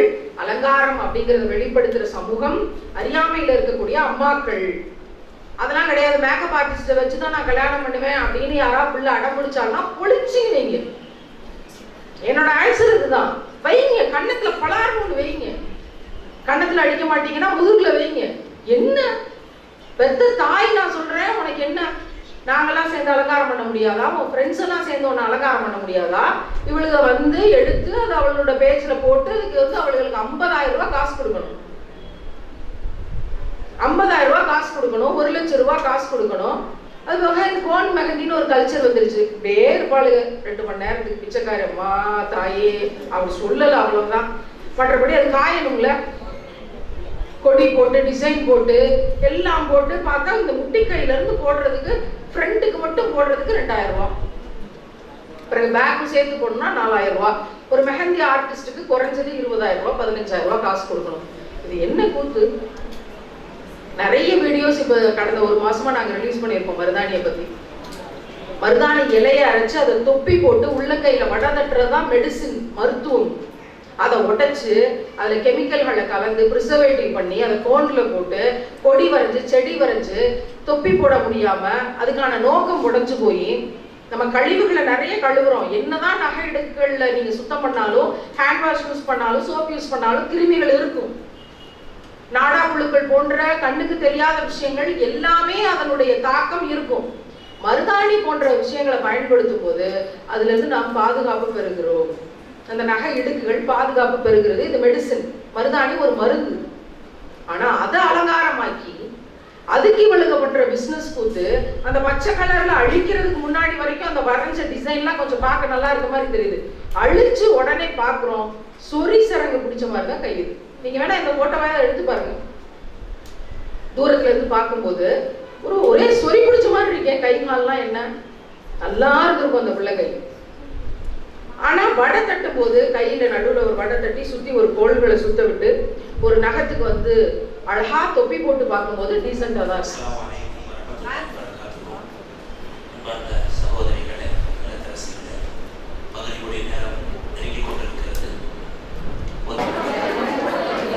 இறைவன் மிகப்பெரியவன். அஸ்ஸலாமு அலைக்கும் வரஹ்மத்துல்லாஹி வபரகாத்துஹு. நாம் உயிரினும் மேலாக நேசிக்கும் உத்தம நபிகள் நாயகம் ஸல்லல்லாஹு அலைஹி வஸல்லம் அவர்கள் மீது நாம் கொண்ட நேசத்தின் பெயரால் கேட்கிறோம். யா அல்லாஹ், பெண்களையும் பெண்களின் சமூகத்தையும் நீயே பாதுகாப்பாயாக. ஆமீன்.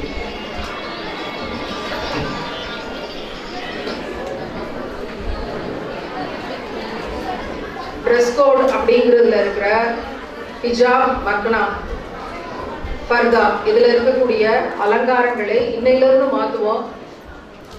இதுக்கு முன்னாடி யூஸ் பண்ணிக்கிட்டு இருக்க விஷயங்களை எவ்வளவு காஸ்ட்லியா இருந்தாலும் யோசிக்காம வெளியே தூர எறிவோம். அதே மாதிரி பர்தாவை லூஸா போடணுமே தவிர டைட்டா போடுறது அப்படிங்கிறது பர்தாவோட நோக்கத்தையே அடிச்சிடும். பர்தா போட்டவங்க போடாதவங்கன்ற லிஸ்ட்ல போகக்கூடிய விஷயமாயிடும். எனவே அதை டைட்டா பயன்படுத்தாதீங்க. போடக்கூடிய மக்னாவை, ஷாலை பெருசா சிறப்பா நீங்களே உங்களுக்கு தெரியும் எப்படி போட்டா கரெக்ட் அப்படிங்கிறது. அதை அப்படி பயன்படுத்துங்க. அல்ஹம்துலில்லாஹ். மஹர் அப்படிங்கிற அருமையான பொக்கிஷத்தை உடைச்சு நொறுக்கி கல்யாணத்தை ஆடம்பரமா அலங்காரமா கௌரவத்துக்காக சீர்சனத்தி நகை போட்டு கட்டுறது, 10 லட்சம் 20 லட்சத்துக்கு நான் வலிமா விருந்து கொடுக்கணும் அப்படிங்கிற கடினமான ஆடம்பரங்களை மகர உடைச்சு செய்யக்கூடிய விஷயங்களை இந்த சீர்தட்டுக்கு ராப்பிங் பண்றது, இந்த அலங்காரங்களை வெளிப்படுத்துறதுங்கிற இந்த பட்டியலில் வர இந்த எல்லா விஷயத்தையுமே அல்லாஹ் எடுத்துக்கொள்வோம். 2, 3வது குர்ஆனை பொருள் தெரிஞ்சு படிச்சு அதை பிராக்டிஸ் பண்றதுக்குரிய எல்லா வழிமுறைகளையும் யோசிப்போம், அதுக்காக வேலை செய்வோம், மெனக்கெடுவோம். இல்ல அப்படி மக்கள் அமைதியா இருந்துருவாங்கன்னு நீங்க நினைக்கிறீங்களா?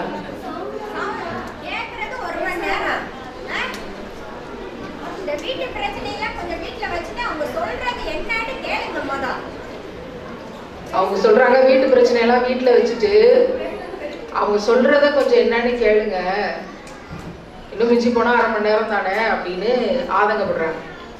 அப்படி இருந்துருவோமா?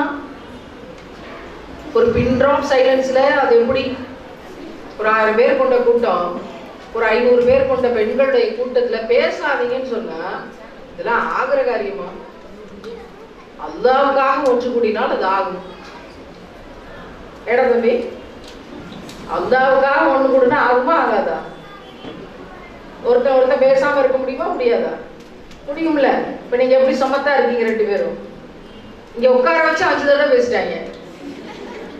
சின்ன குழந்தைங்க தானே, நம்மளுக்கே முடிய மாட்டேங்குது. இப்ப குழந்தைகள் ஆனாலும் சொல்லித்தரது நம்மளோட கடமை, சொல்லுவோம்.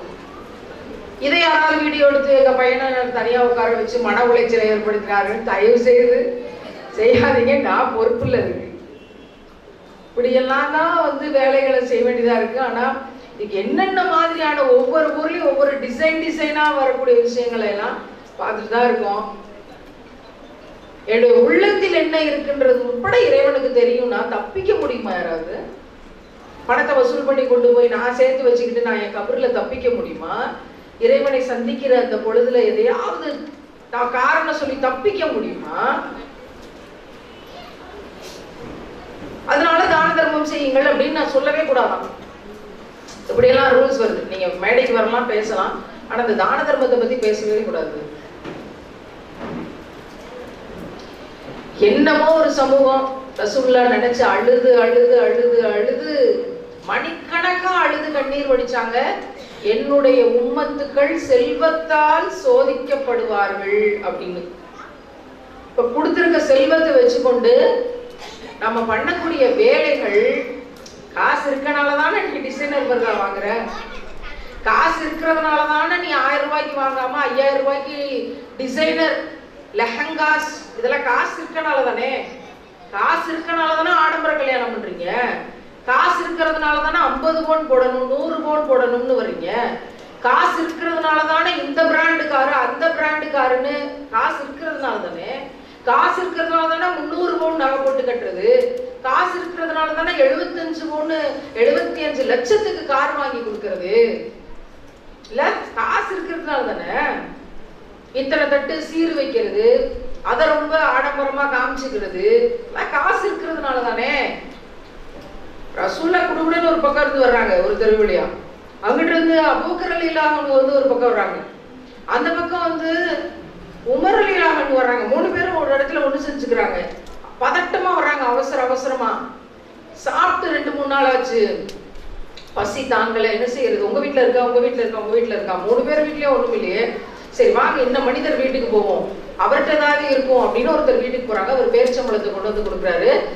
நாம் உயிரினும் மேலாக நேசிக்கக்கூடிய இந்த உலகத்துக்கே வெளிச்சம்னு சொன்ன மறுமையில எல்லா நபிமார்களை விடையும் எல்லா பவரும் இருக்கிற, நமக்கெல்லாம் பரிந்துரை செய்யக்கூடிய, அல்லாஹ்ட்ட பேசி நமக்கு சொர்க்கத்தை வாங்கி தரக்கூடிய, பாவ மன்னிப்பை வாங்கி தரக்கூடிய ஒரே மனிதர் அப்படின்னு அறியப்படுகிற நபிகள் நாயகம் ஸல்லல்லாஹு அலைஹி வஸல்லம் அவங்க 4 பேரிச்சம்பழத்தை எடுத்து சாப்பிட்டு, அப்பாடா கொஞ்சம் பசியாரி, கொஞ்சம் இப்பதான் ரிலாக்ஸ் ஆகுது அப்படின்னு சொல்லிட்டு ஒரு விஷயத்த கேட்குறாங்க. நம்முடைய ஈரல் குலைன்னு ஒண்ணு இருந்தா நமக்கு நடுங்கணும். நான் சாப்பிட்டு பசியாரிட்டேன், என் மகள் ஃபாத்திமாவும் சாப்பிடாம 2-3 நாளா ரொம்ப கஷ்டப்படுறா, அவளுக்கு நான் கொஞ்சம் எடுத்துக்கிட்டுமா? இந்த உகது மலையவே தங்கமாக்கி தரவா அப்படின்னு கேட்கும்போது வேண்டாம் என்று சொன்ன நபி 4 பேரிச்சம்பழத்துக்கு அனுமதி கேட்கிறாங்க மகளுக்கு. 3 நாள் ஆச்சு சாப்பிட்டு கொண்டு போய் கொடுக்கணும். ஏன் மலையை தங்கமாய் கொடுத்தா வாங்கி பகிர்ந்து கொடுத்துருக்கலாமே, ஏன் வேண்டாம்னு சொன்னாங்க? வேண்டாம்னு சொன்னது போக செல்வத்தால் என்னுடைய சமூகம் என்னுடைய உம்மத்துக்கள் சோதிக்கப்படுவார்கள்னு ஏன் வருங்காலத்தை பற்றி 2025 பத்தியும் சேர்த்து நினைச்சு அழுதாங்க? இதை யோசிச்சோம்னா கண்டிப்பா நம்ம இந்த அலங்காரத்துல எந்த வேலையும் செய்ய மாட்டோங்க. நபிகளார் மீது உயிருக்கும் மேலான நேசம் இருக்கும் என்றால் அதை மீறி நம்ம எதுவுமே செய்ய மாட்டோம். நமக்கு ஆசையா தான் இருக்கும், ஆனா நம்ம செய்ய மாட்டோம். நான் நபிகளாருக்காக தடுத்துக் கொள்றேன், அல்லாஹ்வை சந்திக்கணும். இந்த வேலையெல்லாம் நாங்க எதுக்கு செய்யறோம்னு நினைக்கிறீங்க? 25 நாளா தெருவா வந்து ஊரெல்லாம் கல்லடியும் சொல்லடியும் வாங்கிட்டு இந்த வேலையை எதுக்கு செய்யறோம்னு நினைக்கிறீங்க?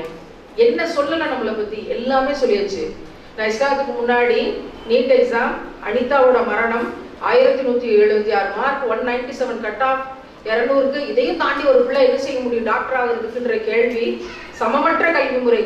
ஏழையா இருந்தா கவர்மெண்ட் ஸ்கூலு, கொஞ்சம் வசதி மெட்ரிகுலேஷன், இன்னும் கொஞ்சம் வசதி சிபிசிஎஸ்சி, இன்னும் கொஞ்சம் வசதி இன்டர்நேஷனல் ஸ்கூல், இன்னும் கொஞ்சம் வசதி ஐசிசிஎஸ்சி, இன்னும் கொஞ்சம் வசதி வெளிநாட்டுல போய் படிக்கிறது. இப்படி பல கல்வி முறையை வச்சுக்கிட்டு பல சிலபஸை வச்சுக்கிட்டு எப்படி ஒரே பரீட்சை வைப்பீங்க நீட்டுன்னு?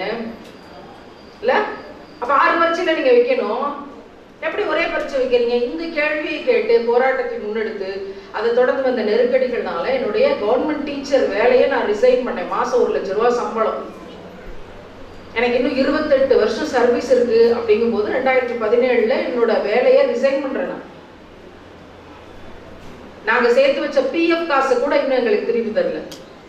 பிஎஃப்னு ஒண்ணு மாசம் மாசம் சேர்த்து வைப்போம், ப்ராவிடென்ட் ஃபண்ட், அது கூட எங்க கைக்கு இன்னும் வரல. எத்தனை வருஷம் ஆச்சு?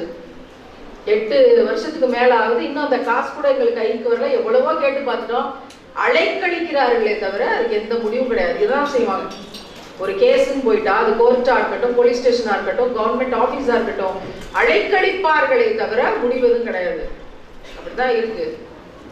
எதுக்காக இதெல்லாம் நாங்க செஞ்சோம்? ஏன் மனசு பொறுக்கல? இந்த பிள்ளை அனிதாவை நான் கண்ணில் கூட பார்க்கலையே, நம்ம ஏன் அந்த பிள்ளைக்காக போராடணும்? இன்னொரு பிள்ளை சாகக்கூடாது, கல்வி கிடைக்கலங்கிறதுக்காக ஏன் போராடணும்? ஏன்னா நான் ஒரு டீச்சர், எனக்கு அந்த சொரணை இருக்கணும். அடுத்த நாள் யார் செத்தா எனக்கு என்னன்னு போய் ஆனாவனம் சொல்லி கொடுக்க வேண்டியது என்னோட வேலை இல்லை. ஒரு பெரிய ஆபத்து நடக்கும்போது ஒரு போர் நடக்கணும், யாரையாவது காப்பாற்றணும் நல்லவங்களை, அதுக்கான பரப்புரையாவது செய்யணும், அட்லீஸ்ட் அதை பத்தி பேசவாது செய்யணும். அந்த வேலையாவது செய்வோம் அப்படிங்கிற விஷயம். அல்லாஹ் என்னை தேர்ந்தெடுத்தான் பார்த்தீங்களா அப்போமே, மாஷா அல்லாஹ். அப்போ நான் முஸ்லீம் கிடையாது. குரானுக்கு ஸ்பெல்லிங் கியூல தான் ஆரம்பிக்கும்னு எனக்கு தெரியவே தெரியாது. கே அப்படின்னு நினைச்சிட்டு இருந்தேன் நான். குரான் அப்படின்னா நபிகள் நாயகம் ஸல்லல்லாஹு அலைஹி வஸல்லம் இப்படி ஒரு மனிதர் இருந்தார். ஒரு புக்கு என்கிட்ட கிடையாது, என்கிட்ட 2000 புக்ஸ் இருக்கு என்னோட ஓன் லைப்ரரியில. எல்லா உலக தலைவர்களோட புரட்சி தியாகங்களையும் நான் படிச்சிருக்கிறேன், மேடைகள்ல பேசிட்டு இருக்கிறேன். ஆனா எனக்கு ரசூலா பத்தி எதுவுமே தெரியாது. அப்படி தெரியாம பாத்துக்கிட்டாங்க சிறப்பா சமூகம். இன்னைக்கும் வெளியில ஒரு சமூகத்துல ஒரு திறமையா இருக்க ஒரு பிள்ளைக்கு ரசூலா பற்றி செய்தி தெரியாது. அப்படி அவங்க தெரிஞ்சு பேசுறாங்கன்னா யாராவது ஒரு நல்லவங்க அப்படி சொல்லி கொடுத்துருப்பாங்க, ஒரு முஸ்லீம் அங்க இருப்பாங்க. எனக்கு அப்படி யாருமே கிடைக்கல. 2000 புக்ஸ்லயும் ஒரு புக்கு கூட ரசூலாவை பற்றி எனக்கு தெரியாது. தெரிஞ்சிருந்தால் 25 வருஷம் அழுதுகிட்டே இல்லாம யார்கிட்டையும் ஏமாந்து போகாம நிம்மதியா இருந்திருப்போம். இஸ்லாத்துக்கு பிறகும் சில முஸ்லிம்கள் ஏமாற்றினார்கள், அதுதான் ஹைலைட். ஆனா இஸ்லாத்துக்கு முன்னாடி நம்ம ஏமாந்து போனப்ப நிம்மதிங்கிறது மருந்துக்கும் இல்லாம அழுது புரண்டுகிட்டு கிடந்தோம். உள்ளமெல்லாம் நோயாகி கிடந்தது அழுது. இஸ்லாத்துக்கு பிறகு என்ன ஏமாற்றம் நடந்தாலும், எத்தனை சோதனைகள் நடந்தாலும், எவ்வளவு சூழ்ச்சிகளுக்கு நடுவுல நடந்தாலும் அல்லாஹ் வெளிச்சத்தின் சிறகுகளால் என்னை பாதுகாக்கிறான் அப்படிங்கிற ஒரு மிகப்பெரிய உணர்வு நம்மளை அப்படியே கடத்தி கொண்டு போகுது. இவ்வளவையும் தாண்டி இந்த வேலை எதுக்கு செய்யறோம்னு நினைக்கிறீங்க? இந்த 25 நாள் வீட்டுல இருந்து வேலையை கிளம்பி வந்துச்சு. எனக்கு ஒரு பையன் இருக்கிறான். டெய்லியும் ஃபோன் பண்ணும்போது எப்ப வருவீங்க வருவேன் இன்ஷா அல்லாஹ். நீ வேலை செய்ய வேண்டிய வருங்காலத்தின் வேலையை நான் இப்ப செஞ்சுட்டு இருக்கிறேன், நீ இதெல்லாம் வருங்காலத்துல எடுத்து செய்யணும் இன்ஷா அல்லாஹ். 2-3 கொரியர் அனுப்பணும், தேவையான விஷயங்களை அனுப்பிட்டு நம்ம இந்த வேலையை செஞ்சுக்கிட்டு இருக்கோம். இருக்கலாமே, பிள்ளைகளோட இருக்கலாமே, வீட்டோட இருக்கலாமே. இஸ்லாத்துக்குள்ள வரும்போதே அனாதையாக்கப்பட்டு தான் உள்ள வந்தோம். இஸ்லாத்துக்குள்ள கடந்து போகும்போதும் அதே மாதிரி தான் கடந்து போறோம். இருந்தாலும் இந்த பணியை விடாம ஏன் செய்யறோம்? ஊராக 1 கோடி ரூபாய் யாராவது கொடுக்க போறாங்களா? இல்ல 1 லட்சமாவது யாராவது கொடுத்து விட போறாங்களா? இப்ப இந்த கூட்டத்துல எங்களோட பரப்புரைக்கு நீங்க உங்களால் முடிச்ச பங்களிப்பை தான தர்மமாக வழங்குங்கள்னு கேட்க பயமா இருக்குல்ல? அந்த இடத்துக்கு கொண்டு வந்து விட்டுட்டாங்கல்ல. அப்ப இந்த வண்டி எப்படி ஓடும், எங்க கார் எப்படி ஓடும், அந்த டிரைவருக்கு யார் சம்பளம் தருவா? என் கூட ஒரு பெண்மணி வந்திருக்காங்களே, அவங்க பிள்ளைக்கு யார் ஃபீஸ் கட்டுவா? போன வாரம் ஒரு 10 நாளைக்கு முன்னாடி மயக்கம் போட்டு விழுந்துட்டாங்க. அவங்க உடல் நலம் அவள் தான். அவங்க என்ன படிச்சிருக்காங்கன்னே எனக்கு தெரியாது. அதேமா ஸ்கூல் ரொம்ப கம்மியானதான் படிச்சிருக்கணும். அவங்களுக்கு இந்த கேமராவை இயக்குறது எப்படி, இது எப்படி வேலை செய்யறது, என்ன செய்யறது, எல்லா வேலைகளையும் அவங்களுக்கு சொல்லி கொடுத்து, எனக்கு கூட பரப்புரைக்கு துணைக்கு வர்றதுக்கு யாரும் ஆள் கிடையாது. யாரும் வர்றதுக்கு தயாராகவும் இல்லை. கடினப்பட்ட யாராவது நம் மீது அக்கறை கொண்ட யாரையாவது சமாதானப்படுத்தி, ஏன்னா டிராவல் அத்தனை ஈஸி கிடையாது. இது வரைக்கும் 3500 கிலோமீட்டர் பயணிச்சிருக்கோம். இந்த பரப்புரை ஃபர்ஸ்ட் ஷெட்யூல் முடியும் போது 5000 கிலோமீட்டர் பயணிச்சு முடிச்சிருக்கோம். யாரும் 3500 கிலோமீட்டர் பயணிக்கு யார் வருவா? எந்த பெண்ணுக்கு உடம்புல தைரியம் இருக்கு? பாட்டிமார்கள் வர சம்மதிக்கிறாங்க, அவங்களை கூட்டு போய் நான் எப்படி பார்த்துட்டு இருக்கிறது? மிக கடினமான சிச்சுவேஷன்ல இந்த பரப்புரை, இந்த பயணம், இந்த வேலைகள் எதுக்குன்னு நினைக்கிறீங்க? நீங்க ஏதாவது எங்களுக்கு கொடுத்துருவீங்கன்னா பேரு, புகழ், பதவி, அந்தஸ்து, அரசாங்கத்தில் ஏதாவது ஒரு பெரிய உயர்ந்த விஷயங்கள் ஏதாவது கிடைச்சு அப்படி ஏதாவது? இது எல்லாத்தையுமே இஸ்லாத்துக்கு முன்னாடியே பார்த்து இது எதுவுமே செட் ஆகாதுன்னு தூக்கி எரிஞ்சிட்டு தான் இஸ்லாத்துக்குள்ள வரும். அல்லாஹ் அப்படித்தான் நாடி இருக்கான். எல்லா சொகுசையும் பார்த்துட்டோம், எல்லா அரசியல் தலைவர்களையும் பார்த்துட்டோம், எல்லா மேடைகளையும் பார்த்துட்டோம், எல்லா கட்சிகளையும் பார்த்துட்டோம், உயர்ந்த மனிதர்கள்னு சொன்ன பல பேரை பார்த்து ஏமாந்துருக்கோம். அப்படி எதுவுமே இந்த இம்மையில கிடையாது அப்படின்னு தெரியும் போதும் அல்லாஹ் அப்படியே தூக்கி இஸ்லாத்துக்குள்ள கொண்டு வரான். சுப்ஹானல்லாஹ். இதெல்லாம் தெரிஞ்ச பிறகு இங்க வந்து நின்று ஏன் நாங்க பிச்சை எடுத்து இந்த வேலையை செஞ்சுட்டு இருக்கோம்? இந்த 4 வருஷமா ஆயிரக்கணக்கான பெண்மணிகளுக்கு வேலை செஞ்சிருக்கோம். அவங்களோட பல்வேறு கடினங்களை நீக்கிறதுக்கான பணிகளை இப்ப இந்த வாரம் கோயம்புத்தூருக்கு ஒரு மதரசா நடத்தக்கூடிய ஒரு பெண்மணி தன்னோட 60 பவுனை மதரசாவுக்கு கொடுத்து, தன்னோட சிறிய நிலத்தை மதரசா கட்டடத்துக்குன்னு கொடுத்துட்டு, பிரெயின்ல 2 ஓட்டை, மிஷன் ஹாஸ்பிட்டல் தஞ்சாவூர்ல ஆபரேஷன், அந்த 2 ஓட்டை அடைச்சிருக்காங்க. கடன் வாங்கி 5 லட்சத்துக்கு ஆபரேஷன் நடக்குது. நான் நேர்ல போய் விசிட் பண்ணேன். மன்னார்குடி அவங்க ஊர் மதரசா விசிட் பண்ணேன். 15 அனாதை குழந்தைகள் படிக்கிறாங்க. எல்லாம் பெரிய பெரிய பிள்ளைகள், ஹையர் செகண்டரி படிக்கிறாங்க, காலேஜ் படிக்கிறாங்க. அந்த பிள்ளைகளுக்கு மாச சாப்பாட்டுக்கு காசு இல்லை, மளிகை கடை கடனா கொடுக்குது. அடுத்த 6 மாசத்துக்கு நாங்க பொறுப்பெடுக்கிறோம் சொல்லிட்டு அலறதை தவிர அந்த இடத்துல வேற வழி இல்லை. இறைவனை நினைச்சு இந்த பிள்ளைகள்லாம் ஏன் அனாதைகளாக்கப்பட்டாங்க, இந்த பிள்ளைகள்லாம் ஏன் இவ்வளவு ஏழைகளா இருக்காங்க, மதரசால இருந்து ஸ்பான்சர் கிடைச்சு நான் எப்படியாவது படிச்சு டிகிரி வாங்கிடணும்னு இருக்கக்கூடிய பிள்ளைகளை அங்க நான் பாக்குறேன். நம்ம பிள்ளைகளுக்கெல்லாம் எல்லாம் செஞ்சு கொடுத்து ஊட்டி விட்டு படிக்க வைக்கணும், படிக்க மாட்டேங்குது. ஆனா அந்த குழந்தைங்களெல்லாம் பார்க்கும்போது அல்லாவோட பாதுகாப்புல அவங்களாம் நல்லபடியா இருக்கும். கேட்டு சொல்லி எனக்கு இது வேணும்னு கேட்கறதுக்கு ஆள் கிடையாது. அந்த உஸ்தாதா தான் அம்மான்னு கூப்பிடக்கூடிய பிள்ளைகள் அந்த என்விரான்மெண்ட் எல்லாம் பார்த்துட்டு ஹாஸ்பிட்டலுக்கு போய் நேரில் பார்த்து ஆப்ரேஷன் பண்ணியிருக்காங்க. நான் பேசுறது அவங்களுக்கு விளக்குது, ஆனா அவங்களால பதில் பேச முடியல. ஏன்னா ஃபுல்லா தொண்டையில ஓட்டை போட்டு எல்லாம் போயிடும். எனக்கு என்னோட அப்பாவோட ஞாபகம் தான் வந்துச்சு. கடைசியில அவருக்கு அப்படிதான் பிரெயின் ஆப்ரேஷன் அதெல்லாம் நடந்துச்சு. இறைவன் அந்த மாதிரியான எந்த நோவினையும் இல்லாம நம்மளை பாதுகாத்து இங்க இருந்து கொண்டு போயிடணும். யாரெல்லாம் எந்த கஷ்டமும் இல்லாம, உடம்புக்கு எந்த பிரச்சனையும் இல்லாம, யாருக்கும் கஷ்டத்தை கொடுக்காம அழகா இந்த மலர் தட்டு வாசனை தட்டுகளோட மலக்குகள் நன்மாராயம் சொல்லி சொர்க்கத்துக்குள் நிலையங்கள்னு சொல்லக்கூடிய பாக்கியத்தை பெற்றவர்களாக இந்த உலகத்துல இருந்து நாங்க போயிடணும். அதுக்குரிய வாழ்க்கை என்னவோ அதை நீயே வாழ வச்சிரு. இதுதான் நம்மளோட துவா.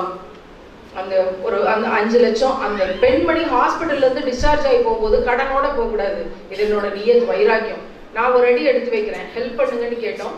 48 மணி நேரத்துல 5 லட்சம் திரட்டி அவங்களுக்கு அனுப்பிட்டு அவங்க டிஸ்சார்ஜ் ஆகும்போது எந்த கடனும் இல்லாம வீட்டுக்கு போனாங்க. சுபஹானல்லாஹ். இப்போ இந்த வாரம் நடந்த விஷயத்தை அப்டேட் பண்றேன். இனி கடந்த 4 ஆண்டுகளாக நடந்த ஹிஸ்டரி மிகப்பெரியது. இறைவன் அந்த பாக்கியத்தை தந்தான். அதனால சூழ்ச்சிகளையும் நம்ம எதிர்கொள்றோம். அது எல்லா நபிமார்களும் சந்திச்சதான், எல்லா நல்லடியார்களும் சந்திச்சதான், நம்ம விதிவிலக்கு இல்லை.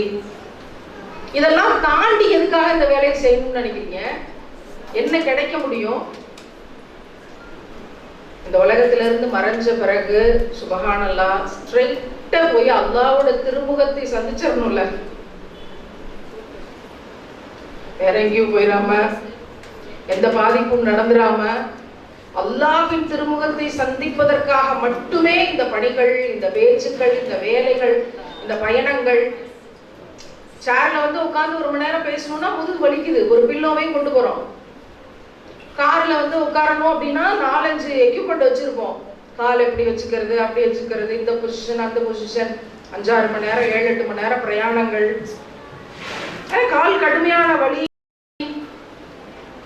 பரவாயில்ல, இதுக்கான கூலியை இறைவன் கண்டிப்பா தருவான்ல. மீசான்ல அதனுடைய கணம் நமக்கு விளங்கும்ல. ஓடுவோம். ஒரு பிள்ளையை பாதுகாத்துற மாட்டோமா ஒரு ஊர்ல? இப்ப இவ்வளவு தூரம் பேசி ஒரு பிள்ளை, ஒரு பிளைன் வருதா, பிளைன் ஹிஜாபை பெருசா போடுவோம், ஒரு பேணுதலான ஒரு இடத்துக்கு வருவோம், இன்னையில இருந்து மாறுவோன்னு ஒரு பிள்ளை முடிவெடுத்தா. கோயம்புத்தூர்ல இருந்து ஒரு மேக்கப் ஆர்டிஸ்ட் எங்களுக்கு ஃபோன் பண்ணி செய்தி அனுப்பி அழுது கதறி, நான் மேக்கப் ஆர்டிஸ்ட் தான், இந்த பேச்சுக்கள் எல்லாம் என்னோட இதயத்தை தொலைச்சி எடுத்துருச்சு, இந்த வேலையை நீ நான் செய்ய மாட்டேன், எந்த பிள்ளையும் படம் எடுக்க மாட்டேன், வீடியோ எடுக்க மாட்டேன், நான் போட மாட்டேன், இந்த வேலையை விட்டே நான் வெளியேறேன், நீங்க வரும்போது சொல்லுங்க, உங்கள்கிட்ட இருந்து நான் நோட்டீஸ் வாங்கி எங்களோட பகுதிகளுக்கெல்லாம் அலங்காரத்தை வெளியில் காட்டாதீர்கள்ன்ற வேலையை நான் செய்யறேன்னு ஒரு பெண் மாறிட்டால. இந்த பரப்புரையை தொடங்கி எங்க அம்மா கேட்கிறாங்க எனக்கு ஃபோன் பண்ணி, இப்படி வீட்டுக்கும் வராம பிள்ளையும் பார்க்காம இப்படி ஊரா சுத்தி கொண்டிருக்கியே, எப்ப வருவேன்னு சொல்ல மாட்டேங்கிற, நீ ஊரையே திருத்திருவியோ, அரசியல்வாதிகள்லாம் நீ மாத்திருவியோ, உன்னால என்ன செய்ய முடியும்? பெரிய பெரிய கேள்வி எல்லாம் கேட்கிறாங்க. நான் சொன்னேன், ஒரு பிள்ளை மாறினாலும் மாபெரும் வெற்றி. அந்த வெற்றியோட தான் நாங்க பயணத்தையே தொடங்கணும். இந்த பயணத்தை தொடங்குறதுக்கு முன்னாடியே சில எங்களோட பேஜ்ல சில விஷயங்களை போஸ்ட் பண்ணோம், சில விஷயங்கள் பேசணும், அதை வெளியிட்டோம். மாஷா அல்லாஹ், இதே கோயம்புத்தூர்ல இருந்து ஒரு பெண்மணி, அவ எங்க இருக்காலும் தெரியல, மேபி இந்த காணொலியை பார்க்கலாம், அவளுக்காக நான் நிறைய துவா செஞ்சேன். ஏன்னா எங்களோட நியத்து கிடைச்ச வெற்றி, இறைவன் அப்படி ஒரு இன்ஸ்ட்ருமெண்ட்டை தேர்ந்தெடுத்து எங்கள்கிட்ட காட்டி, ஒரு மனிதனை நீ வாழ வைத்தால் ஒட்டுமொத்த சமூகத்தையும் வாழ வைத்ததற்கு சமம். குர்ஆன் நமக்கு தரக்கூடிய மோட்டிவேஷன் இதை விட என்ன? ஒரு பிள்ளையை மாத்திட்டோமே, சுபஹானல்லாஹ், இனி எல்லாம் வெற்றி தான். ஒவ்வொரு ஊர்லயும் போய், ஐயம்பேட்டையில இருந்து ஒரு பிள்ளை ஃபோன் பண்ணி இதே செய்தியை சொல்லி எனக்காக துவா செய்யுங்க அப்படின்னு அந்த வேலையில இருந்து வெளியே வர்றான். அதே ஊர்ல இருந்து இன்னொரு பிள்ளை, அந்த பேரெல்லாம் கூட அந்த மக்கள் சொன்னாங்க, அந்த ஐடிஸோட இன்ஸ்டாகிராம் ஐடியோட பேரெல்லாம் சொன்னாங்க. அந்த பிள்ளைகளோட விஷயம் அங்க வைரல் ஆயிடுச்சு. நம்ம போய் பேசிட்டு வந்ததுக்கு பிறகு எடுத்து போட்டு பல பேர் அதை வந்து ஊர் ஃபுல்லா இவங்கள தான் சொல்றாங்க அப்படின்னு அந்த ஊர் ஃபுல்லா பரபரப்பாயிடுச்சு. அந்த பிள்ளைங்க ஃபோன் பண்ணி பேசுறாங்க, நாங்க நிறைய தாவா செஞ்சுட்டு சில வீடியோஸை நாங்க டெலீட் பண்றோம், நம்ம யார் பேர் சொல்லியும் போடல, விஷயத்த சொன்னதுக்கே அது ஊரெல்லாம் வைரல் ஆயிடுச்சு, டெலீட் பண்றோம். அதுக்கு பிறகு ஒரு வீடியோ ரிலீஸ் ஆகுது, சிம்பு அப்படிங்கிற ஒரு நடிகருடைய ஒரு பாட்டை போட்டு, எனக்கு யார் என்ன சொன்னாலும் அதை கேட்க நேரம் இல்லை அப்படின்னு என்னோட வீடியோவையும் போட்டு, அந்த பாட்டையும் போட்டு, எனக்கு நேரம் இல்லை, நாங்க எங்க வேலையை செய்வோம் அப்படின்னு ஒரு வீடியோ ரிலீஸ் ஆகுது. இப்ப இது யார் லாபத்தை அடைந்தார்கள்? நான் இந்த வேலையே இனி செய்ய மாட்டேன், அல்லாஹ்வுக்காக நான் வந்து எல்லாத்தையும் டெலீட் பண்றேன், நான் தௌபா செய்யறேன், எனக்காக நீங்க துவா செய்யுங்க, உங்களோட பரப்புரை வெற்றி அடைய நாங்க நிறைய துவா செய்யறோம், நான் வந்து இன்னைக்கு ரொம்ப நிம்மதியா இருக்கிறேன் இந்த விஷயத்தை செஞ்ச பிறகுன்னு சொல்றேன். அந்த பிள்ளை வெற்றி அடைந்தானா? இல்ல நீங்க சொல்றதை கேட்க எங்களுக்கு நேரம் இல்லை, யார் என்ன சொன்னாலும் நாங்க செய்யற வேலையை நாங்க செஞ்சுக்கிட்டு இருப்போம் அப்படின்னு சொல்லி நமக்கு விமர்சனம்ங்கிற பேர்ல இதை செய்யக்கூடிய இந்த பிள்ளைகள் வெற்றி அடைகிறாங்களா? யார் வெற்றியாளர்? யார் லாபத்தை அடைந்தார்கள்? இந்த கேள்வியோட நம்ம இந்த பரப்புரையை செய்து கொண்டிருப்பது அல்லாஹ்வை சந்திப்பதற்காக மட்டுமே, இந்த நாளுக்காக. எந்த விஷயத்த பேசும்போதும் இந்த இடத்துக்கு வந்தா நம்ம அப்படியே அமைதியா இருக்கும். ஏன்னா வேற எதுவும் நம்மளை இந்த உலகத்துல காப்பாற்ற முடியாது, வேற எதுவும் இந்த உலகத்துல நம்மளை நிறைக்க முடியாது. உங்க கணவர் நிறைச்சிருவார், உங்க பிள்ளைகள் நிறைச்சிருவாங்க, உங்க சொந்த பந்தங்கள் நிறைச்சிரும், உங்களை இந்த பரவசங்கள் நீங்க சேர்த்து வச்சிருக்க விஷயங்கள் எல்லாம் உங்க மனசு நிம்மதியை தந்துரும். நீங்க என்ன வேணா அந்த திராசுல வைங்க.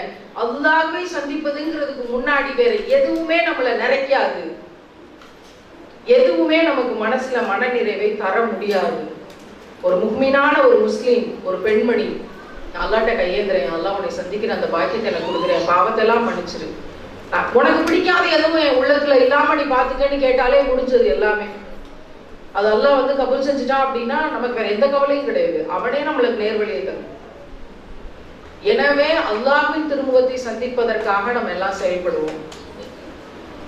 உங்க கையில வந்து ஒரு நோட்டீஸ் கொடுப்பாங்க, அலங்காரத்தை வெளியில் காட்டாதீர்கள் அப்படிங்கிற விஷயத்த ஒரு ரிசர்ச் மெட்டீரியலா தொகுத்து உங்களுக்கு ஒரு பேப்பர் ஆக்கி தந்திருக்கோம்.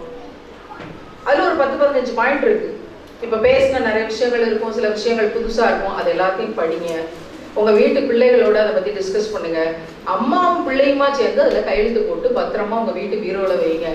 யாராவது கல்யாணம் ஃபங்க்ஷன் வந்தா 250 ஜெராக்ஸ் போட்டு எல்லாரும் கொடுங்க. நீங்க யார்கிட்டையும் பேசவே வேண்டாம், ஜெராக்ஸை போட்டு கொடுத்துட்டு பேசாம இருக்கு. ஆனா நீங்க கல்யாணத்துக்கு பிளைனா ஒரு பர்தாவோட, பிளைன் ஹிஜாபோட, கண்ணியமா தைரியமா தலை நிமிர்ந்து போங்க. அப்படி போற பெண்மணி தான் உலகத்திலேயே அழகானவள். அல்லாஹ்வோட பார்வைக்கு முன்னாடி இந்த மேக்கப் போட்டுக்கிட்டு கல்யாணத்துக்காக 10-15 வளையல மாட்டிக்கிட்டு போற பெண்மணியை விட அப்படி போற பெண்மணி தான் ரொம்ப கண்ணியமா அழகா தெரிவா. இன்னும் சொல்ல போனா இந்த மாதிரியான மகரை உடைச்சு பண்ற திருமணங்களுக்கு போகாதீங்க, தவிர்த்துருங்க. ஆனா நோட்டீஸ் கொடுத்துருங்க. உங்க பிள்ளைகள் மதரசால படிக்கிறாங்கன்னா ஜெராக்ஸ் போட்டு பிள்ளைகள் எல்லாருக்கும் நோட்டீஸ் கொடுத்து விடுங்க.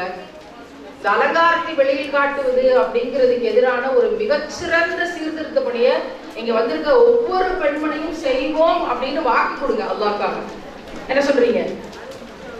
இன்ஷா அல்லாஹ் சத்தமா சொல்லாமே, இன்ஷா அல்லாஹ். அல்லாஹ் இந்த குரல்களுக்காக நம்முடைய எல்லாரோட பாவங்களையும் மன்னிக்கட்டும்னு நான் துஆ செய்றேன். ஆமீன். அல்லாஹ்வுக்காக நம்ம ஒன்று கூடியிருக்கோம், வேற யாருக்காகவும் கிடையாது. வேற யாருக்காகவும் நம்ம ஒன்று கூடல, அல்லாஹ்வுக்காக தான் ஒன்று கூடியிருக்கோம்.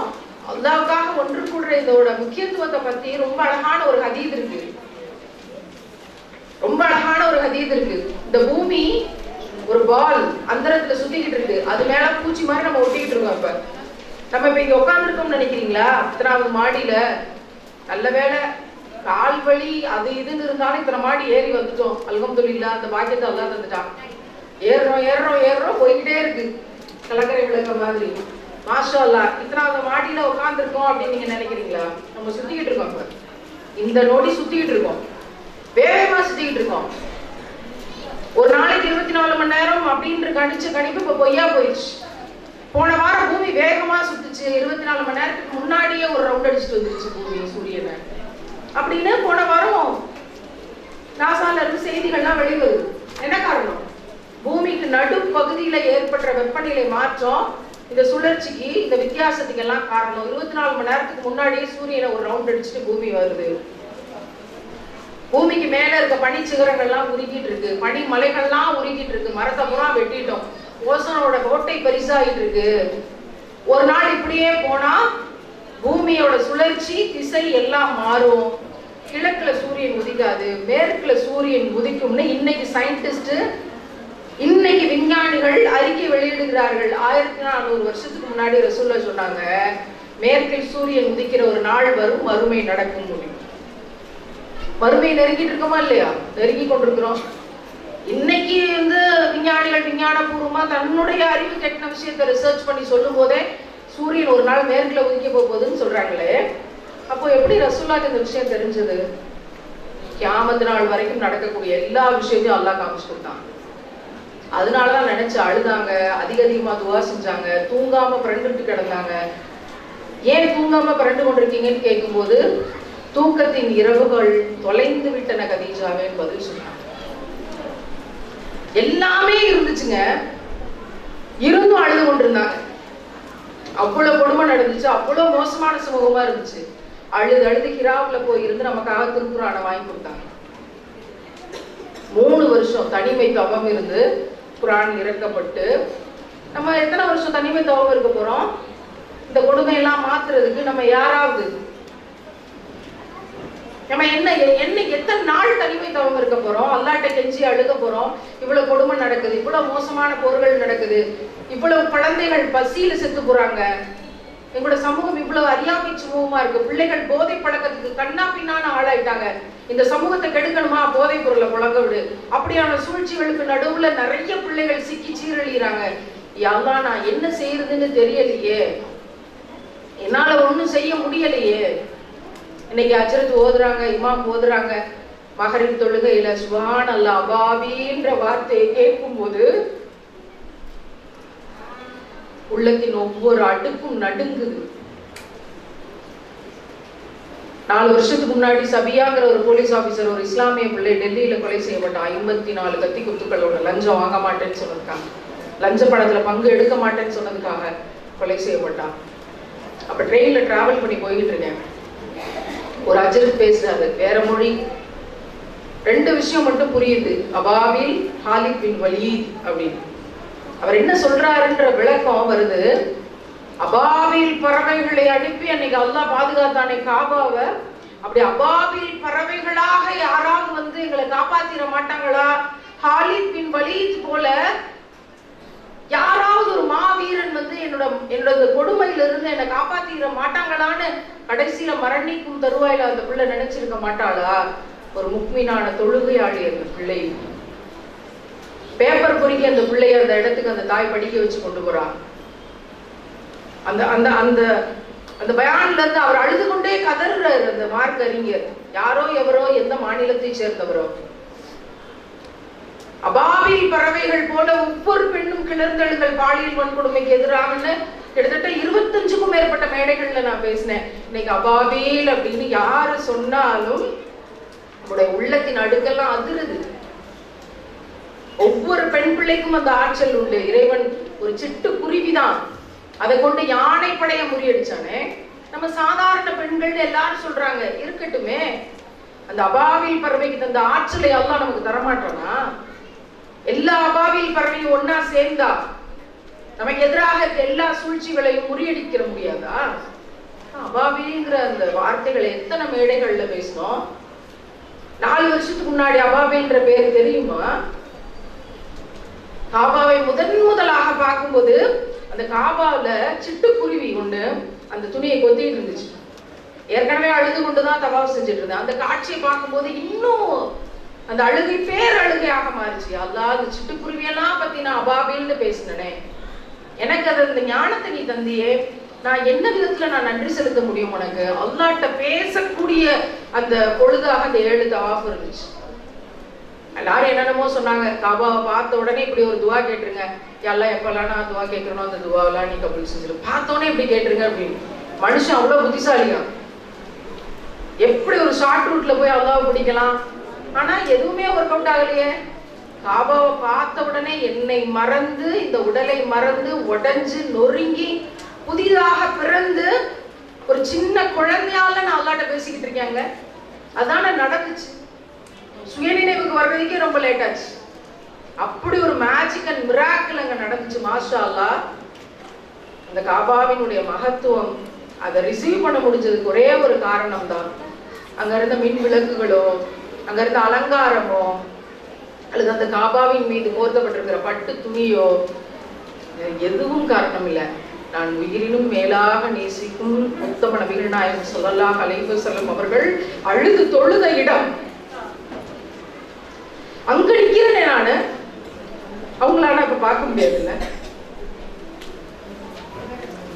சுப்ஹானல்லாஹ். அந்த பொழுதுகள் எல்லாம் அவ்வளவு மேஜிக் அண்ட் மிராக்கிள்ஸ். அது எல்லாமே இந்த புக்ல இருக்கு. இதை நான் உங்களுக்காக கொண்டு வந்திருக்கேன், என்னோட கிஃப்டா. 36 வயதிலே அப்படிங்கிற புக்கு நான் காபால வச்சு ரிலீஸ் பண்ணது. ஒரு துவாவோட நான் இந்த புத்தகத்தை அங்க வெளியிட்டேன். யா அல்லாஹ், காபாவில வச்சு இந்த புத்தகத்தை நான் வெளியிடுறேன்.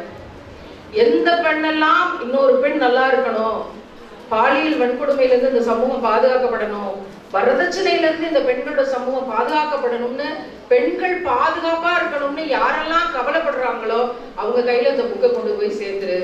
ஏதாவது ஒரு வகையில அவங்களை கருவியாக்கு. அதுக்கு இந்த புக் ஒரு இன்ஸ்பிரேஷனா இருக்கணும். இதுல என்னோட மினி பயோகிராஃபி இருக்கு. என்ன செஞ்சோம், எப்படி இஸ்லாத்துக்குள்ள வந்தோம், என்ன நடந்துச்சு, அல்லாஹ் எப்படி அதிசயங்களை நடத்தினா, அந்த மினி பயோகிராஃபி இந்த புத்தகத்துல இருக்கு. மாஷா அல்லாஹ். காபாவை பார்க்கும்போது நடந்த மேஜிக் அண்ட் மிராக்கிள்ஸ் எல்லாம் அப்படி ஆக்கணும். சுப்ஹானல்லாஹ். இன்னைக்கு ஒவ்வொரு இடத்துலையும் போய் பல இடங்கள்ல பள்ளிவாசல்கள்ல இடம் கேட்கும்போது, பல மதரசாக்களை இடம் கொடுக்க சொல்லி இந்த நிகழ்வு நடத்தணும்னு கேட்கும்போது தரமாட்டிக்கிறாங்க. நிறைய ஊர்கள்ல பல காரணங்கள் சொல்லி தட்டி கழிக்கிறாங்க. அதுக்கு பல விஷயங்கள் இருக்கலாம். அல்லாவே அறிந்தவன், அவன்கிட்ட பொறுப்பு படிக்கணும். அதை தாண்டி இவ்வளவு புறக்கணிப்புகளையும் தாண்டி இந்த 25 நாள்ல குறைஞ்சது ஒரு 35,000 இஸ்லாமிய பெண்மணிகளை நாங்க சந்திச்சிருக்கோம். அவங்க கிட்ட எல்லாத்தையும் இந்த நோட்டீஸ்களை ஒப்படைச்சிருக்கோம். சுப்ஹானல்லாஹ். அதுல இருந்து பல சீர்திருத்தம் செய்யக்கூடிய பெண்மணிகள் அவங்கவுங்க ஊர்ல அதை தொடர்ந்து செஞ்சு கொண்டிருப்பாங்க. அந்த பெரிய நம்பிக்கை நமக்கு இருந்து அல்லாஹ் அப்படி தேர்ந்தெடுத்திருக்கிறான் அப்படின்னு. இங்க இந்த கூட்டத்துல இருந்து இதெல்லாம் வாங்கி முடிச்சு எவ்வளவோ கேட்கிறோம், இன்னைக்கும் கேட்டிருக்கோம் அப்படிங்கிறதோட கடந்து போறதுக்காக நிச்சயமா இந்த கூட்டம் கிடையாது. கொடுத்து முடிச்சிட்டீங்களா நோட்டீஸ்? அப்படியே கொடுங்க, அவங்க அப்படியே ஷேர் பண்ணிப்பாங்க.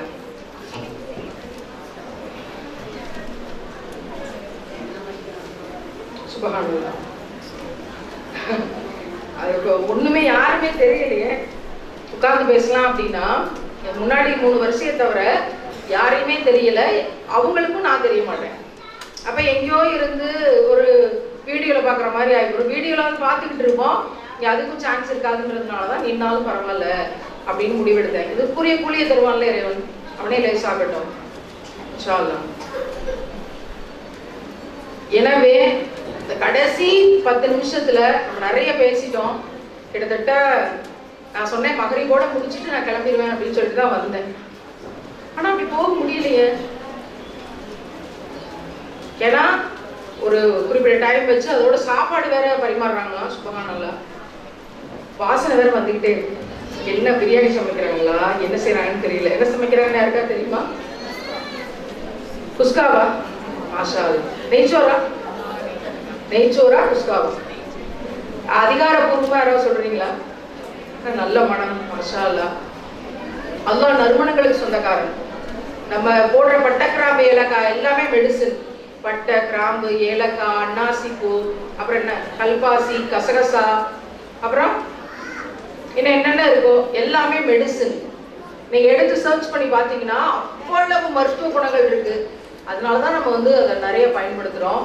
அந்த மெடிசினல் வேல்யூஸோட சேர்த்து உள்ளத்தையும் தூய்மைப்படுத்துறதுக்கான மெடிசினல் வேல்யூ எடுத்துக்கிட்டோம்னா உடலும் நல்லா இருக்கும், உள்ளமும் நல்லா இருக்கும். இறைவன் நறுமணங்களுக்கு சொந்தக்காரன். கேட்கும் போதே யா அல்லாஹ் அழகிய நறுமணமுள்ள பயனுள்ள வாழ்க்கையை எங்களுக்கு தந்தருள்வாயாக. அதனால இந்த கடைசி 10 நிமிஷத்துல நான் உங்களோட ஷேர் பண்ணிக்கணும் அப்படின்னு நினைச்ச விஷயம், 1 மணி நேரத்துல பேசி முடிச்சுட்டு கிளம்பிடலாம் அப்படின்னு, மகரிக்கு முன்னாடி கிளம்பிடலாம், இந்த ஷெட்யூலை பார்த்துக்கலாம்னு யோசிச்ச நம்மளால இந்த விஷயத்த பாதியில முடிச்சுட்டு நகர முடியல. அது கால் வலிச்சாலும் சரி, இடுப்பு வலிச்சாலும் சரி, இல்ல என்ன மாதிரியான சிச்சுவேஷனா இருந்தாலும் சரி, நபிகளாரை கண் முன்னாடி கொண்டு வாங்க. அவங்க எப்படி இருப்பாங்கன்னு நமக்கு தெரியாது, ஆனா உலகத்தின் வெளிச்சமாக இருந்திருப்பாங்க. இறைவனத்துக்காக பேசிக்கொண்டு இருக்கிறாங்க. வஹி ஸ்ட்ரெயிட்டா வருது. ஒரு சஹாபி பதட்டமா ஓடி வராது, நான் அப்படி பண்ணிட்டேன், அல்லாஹ் ஏதாவது என்ன கண்டிச்சு வஹி இறக்கிட்டானா. எப்படிப்பட்ட சமூகமா வாழ்ந்தாங்க பாருங்களேன். இன்னைக்கு யாருக்காவது அந்த இறையச்சம் இருக்கா? மனிதர்களுக்கு, பெரும்பான்மையானவர்களுக்கு இல்ல, ஒரு சிறு கூட்டம் இருக்காங்க சிறப்பா. பெரும்பாலானவர்களுக்கு அப்படியான இறையச்சம் இல்ல. திட்டமிட்டு வேலை செஞ்சு திருடுன ஒருத்தவன் அல்லாஹ்வின் பெயரை சொல்லிக்கொண்டு உங்களை ஒண்ணும் இல்லாம ஆக்குவேன் அப்படின்னு நம்மளை பார்த்து சேலஞ்ச் பண்றான். அல்லாஹ்வுக்கு என்னதான் வேலை கொடுக்க விரும்புறீங்க? நபிகளாரை கண் முன்னாடி கொண்டு வருவோம், சஹாபாக்களை கண் முன்னாடி கொண்டு வருவோம். உம்மு அமாரான ஒரு சீதேவி இருந்தாங்க. எவ்வளவோ பேர் பயானில கேட்டிருக்கோம். உஹதுல போர் நடக்கும் போது ரசூலுல்லாவை சுத்தி வாழ் வீசிக்கிட்டு இருக்காங்க, தண்ணி கொடுக்க வந்தாங்க போர்க்களத்துல. அவங்க முன்ன பின்ன போர் செஞ்சவங்க கிடையாது. ரசூலுல்லாஹ் அங்கேயே துவா செய்யறாங்க அவங்களோட மறுமை வெற்றிக்காக. இதை விட எனக்கு வேற என்ன பாக்கியம் வேணும்? குடும்பத்தோட, கணவரோட, பிள்ளைகளோட, என்னோட எல்லாரும் ஷஹீதாக நாங்க தயாரா இருக்கோம். ரசூலுல்லாஹ்வே மறுமையில ஒன்னா இருப்போம்னு துவா செஞ்சுட்டாங்களே, வேற என்ன வேணும்? சுப்ஹானல்லாஹ். ரசூல்லா இவ்வளவு ஸ்ரீதேவியா அவங்களை பத்தி குறிப்பிடுறாங்க. ரசூல்லா மரணிக்கிறாங்க. அதுக்கு பிறகு ஒரு போர் வருது. அந்த போர்ல முசைலமா அப்படிங்கிற ஒருத்தனை எதிர்த்து ஒரு போர். இவங்க போறாங்க. என் பிள்ளையை கொன்றவன் அவனை நான் தான் கொல்லணும் அப்படின்ற வைராக்கியத்தோட போறாங்க. உம்மு அமாரான்ற பெண்மணி, வயசாயிடுச்சு. அப்போ போற போக்குல எதிரிகளால கை வெட்டப்படுது, கை தனியா கீழே விழுது. பிறகு அவங்க நியத்துப்படி அவங்கதான் அந்த எதிரியை கொல்றாங்க. ஆனா அவங்க கை தனியா கீழே விழுது. அதை எழுதி கொண்டு வர்ற ஆசிரியர் இப்படி எழுதுறாரு, உம்மு அமாரா என்ற பெண்மணி சொர்க்கத்திற்கு செல்வதற்கு முன்பாக உம்மு அமாராவின் கை சொர்க்கத்திற்கு சென்று. இப்படி இருக்கு பாத்தீங்களா? இதை படிச்சு நான் ரொம்ப நேரம் எழுதிட்டு இருந்தேன். அதோட அந்த புக்கை மூடி வச்சுட்டு ரொம்ப நேரம் அழுதுட்டு அப்புறம் தான் அடுத்த எபிசோட் படித்தோம். இன்னைக்கு நம்ம கையில் 10 மோதிரம் போட்டிருக்கோம், 15 வளையல் போட்டு போனோம்னா அப்போதான் கௌரவமாக இருக்கும்னு நினைக்கிறோம். அப்புறம் அந்த மோதிரத்துக்கும் இங்கே வளையலுக்கும் கனெக்ஷனாக 5 லைன் விடுறாங்க தங்கத்திலேயே. அதுக்கு பேர் என்னன்னு எனக்கு தெரியல. இதெல்லாம் போட்டால் தான் கை அழகாக இருக்கும்னு நம்புகிறோம். கோன் மெஹந்திக்கு 20,000 ரூபா செலவழிச்சு மெஹந்திக்குன்னு ஒரு ஃபங்க்ஷன் நடத்துகிறோம். இதெல்லாம் போட்டால் தான் கை அழகாக இருக்கும்னு நம்பி அந்த வேலையும் செய்கிறோம். உம்மு அமாராவின் கை ஜெயிச்சதா, இத்தனையும் போடணும்னு நினைக்கிற நம்ம கை ஜெயிச்சதா? நமக்கே தெரியுமே பதில். தி பெஸ்ட் ரோல் மாடல் அங்க இருக்காங்க. கை உட்பட நமக்கு எப்படி இருக்கணும், ஒவ்வொரு உறுப்பும் எப்படி இருக்கணும்ங்கிறது தியாகம் செஞ்ச சஹாபிய பெண்மணிகள் அத்தனை பேர் தி பெஸ்ட் ரோல் மாடல்ஸ். எடுத்துக்கொண்டவர் யார், பலனடைந்தவர் யார், அவ்வளவுதான். கல்யாணத்துக்கெல்லாம் சிறப்பா போங்க. இந்த 15 வளையல தயவு செய்து மாட்டாதீங்க. இந்த கல்ச்சரை உடைங்க. 15 வளையல் போட்டா சத்தியமா கை நல்லா இல்ல. 1 போட்டா 2 போட்டா அழகா இருக்கு, அவ்வளவுதான் லட்சணம். 15ஐயும் கட்டன்னு மாட்டிக்கிட்டு என்கிட்ட 15 வளையல் இருக்குது. இந்த மோகத்திலிருந்து பெண்கள் வெளியே வரணும். அழகு சார்ந்த தளத்திலிருந்து அறிவு சார்ந்த தளத்துக்கு போகணும். அதுக்கான வேலைகளை பள்ளிவாசல்களும் மதரசாக்களும் இமாம்களும், ஜும்மா மேடையில் முழங்கக்கூடிய இமாம்கள், அவங்களோட பொறுப்பு மிகப்பெரியது. அவங்கெல்லாம் அந்த ஜும்மா மேடையில இதை பத்தி பேசணும். மேக்கப் பிரேக்கப்பை பத்தி பேசணும், மேக்கப் ஆர்டிஸ்டுகளை பத்தி பேசணும், அவங்க செய்யக்கூடிய வேலை ஹராம்னு பேசணும். இல்லைன்னா அந்த பிள்ளையோட அப்பா, தாய் மாமா, அண்ணன், தம்பி, ஃப்ரெண்டு எல்லாம் வராங்க சண்டைக்கு. எல்லா முஸ்லிம் ஆண்கள் சுஜூதுக்கு இருக்கிறவங்க, ஜும்மா மேடைக்கு போகக்கூடியவங்க, எல்லா தொழுகைக்கு போகக்கூடியவங்க தான். எப்படி இமாம்கள் பேசணும். தனியா நாங்க வலியுறுத்தி எல்லா இமாம்களுக்கும், ஜும்மா மேடை இமாம்கள், பள்ளிவாசல்கள் எல்லாருக்கும் தமிழ்நாடு முழுக்க லெட்டர் அனுப்பணும்னு வச்சிருக்கோம். துவா செய்யுங்க. இந்த புரட்சியெல்லாம் நடக்கணும். முஸ்லிம் பிள்ளைகள் இந்த வேலையை செய்யறாங்க, அதை என்கரேஜ் பண்ணி கொண்டு நம்மை எதிர்த்து ஒரு ஆண்களுடைய கூட்டம் எப்படி வருது? கவலையா இருக்கு. அவங்களுக்கு நம்ம பார்வையில எதிரியா தெரியணும். எனக்கு அவங்களெல்லாம் பார்த்தா நாளைக்கு மறுமையில என்ன ஆவீங்கன்னு கவலையா இருக்கு. அவங்க யார் எனக்கு அவங்களால எதுவும் ஆக போறது இல்லை. அவங்கள யாருன்னே எனக்கு தெரியாது. ஆனாலும் நான் கவலைப்படுறேன். எனக்கு ரசூல்லா சொல்லி கொடுத்த விஷயம் அதுதான். அதனால கவலையா இருக்கு. முன்னாடிலாம் ரொம்ப இதயம் இறுகி போயிருக்கும். இப்பெல்லாம் பொசுக்குன்னு அழுதுறோம். மனசு இழகி போயிடுச்சு. அதெல்லாம் அந்த வெளியே வரும்போது, தாய் போகும்போது, இங்கதான் ரசூல்லா கல்லடி வாங்கி உடலெல்லாம் ரத்தமாகி காலெல்லாம் ரத்தம் படிய இங்கதான் அழுதுட்டே உட்காந்துருந்தாங்க. அப்படிங்கும்போது அந்த இடத்தெல்லாம் தடவி பார்த்து எவ்வளவு நேரம் அழுதோம்னு தெரியல. இங்கதான் உட்காந்துருந்தாங்களா சொல்றாங்க, யார் அறிவார். இங்கதான் வந்தாங்களா, இங்கதான் உட்காந்துருந்தாங்களா? இப்ப பார்க்க முடியாதுல்ல. எப்போ பார்க்க போறோம்? ரசூல்லாவோட தியாக வாழ்க்கையை மட்டும் நான் படிக்கலன்னா நான் என்னைக்கும் பைத்தியமால ஆயிருக்கணும். இந்த சமூகத்தோட சூழ்ச்சி, அந்த நன்றி உணர்வுனால வர்ற கண்ணீரை நம்மளால தடுக்கவே முடியறது இல்லை. சில சமயம் அது ரியலைஸ் பண்ணியிருக்கோம். நாங்க எங்க வாழ்க்கையில அந்த வெளிச்சத்தை அல்லாஹ் தந்து அதை உள்ள கொண்டு போய் செலுத்தி உள்ளத்தை தூய்மைப்படுத்திருக்கான். அதனால இன்னைக்கு நிம்மதியை அடைந்தவர்களாக எல்லாத்தையும் தூக்கி போட்டோம். பணம், பதவி, பேங்க் அக்கௌண்ட் பேலன்ஸ், சொந்தம், பந்தம், கணவர், குடும்பம், எக்ஸெட்ரா தாய் தகப்பன்ல இருந்து எல்லாத்தையும் தூக்கி போட்டோம். பலவேறு அச்சுறுத்தல்கள், சேட்டலைட் சேனல்ல பட்டிமன்ற நடுவராக இருந்த விஷயங்கள் எல்லாத்தையும் தூக்கி எறிஞ்சோம். ஒரே ஒரு வைராக்கியம் தான். எல்லா விஷயங்களையும் வச்சு எல்லா இழப்புகளுக்கு முன்னாடி கிட்டத்தட்ட ஒரு அனாதையா நிற்கும் போது சூழ்ச்சியாளர்களுக்குள்ளே நிக்கிறோம் அனாதையாக, அந்த கண்டிஷன். அப்ப நம்ம சொன்ன ஒரே வைராக்கியம் இதுதான், அல்லாஹ்வுக்காக நான் எல்லாத்தையும் விட்டு கொடுக்க தயார், நான் எதன் பொருட்டும் அல்லாஹ்வை விட்டு கொடுக்க ஒருபோதும் தயார் இல்லை, எனக்கு வேண்டாம், எல்லாத்தையும் பார்த்தாச்சு. இந்த ஒரு வைராக்கியத்தை இறைவன் தந்ததுனால நாங்க சொல்றோம் நம்ம எல்லாரும் சேர்ந்து சொர்க்கத்துக்கு போனோம் இன்ஷா அல்லாஹ். இறைவன் கருணை கொண்டு நம் பாவங்களை மன்னிச்சு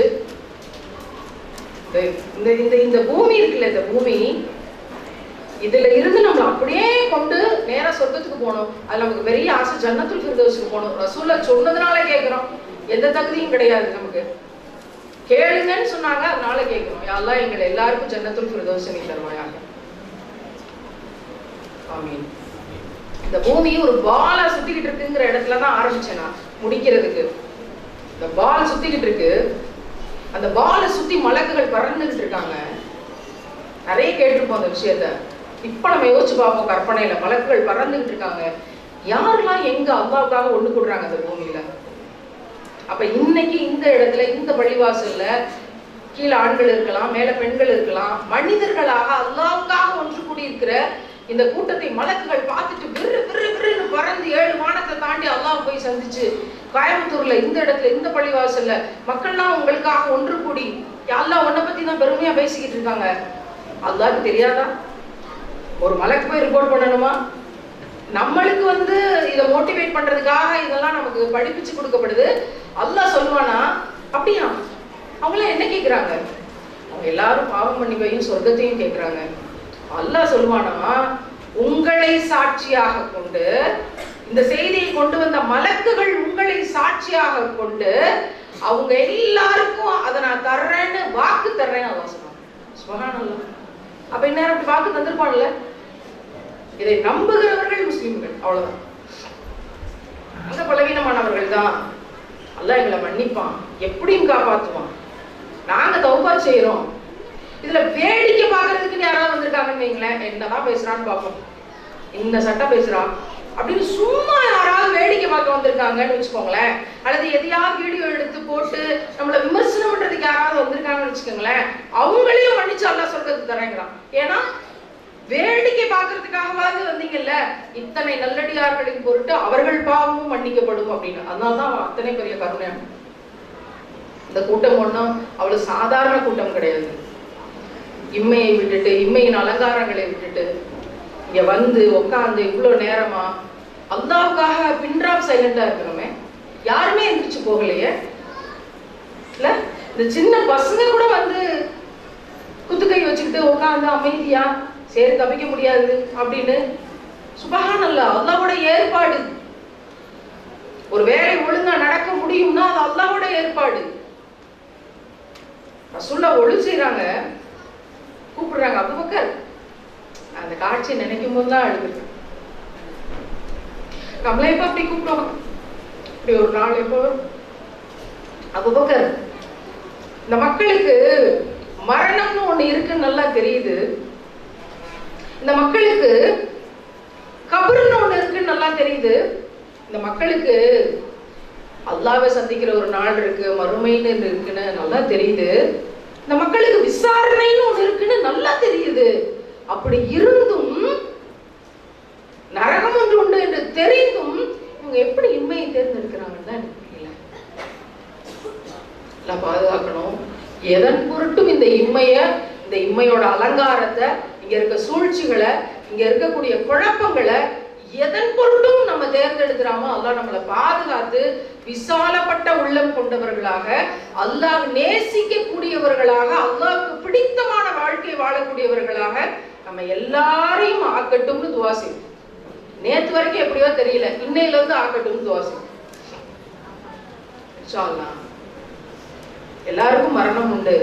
கொரோனால பாத்தீங்களா, கொத்து கொத்தாக குழந்தைகள், இளைஞர்கள், மருத்துவர்கள், பணக்காரர்கள், கோடீஸ்வரர்கள் டெட் பாடி வரிசையா இருக்கு. நேத்து முந்தா நேத்து 2 நாளைக்கு முன்னாடி வரிசையா இருக்கு. எரிக்கவும் முடியல, அடக்கவும் முடியல, இடம் இல்லை.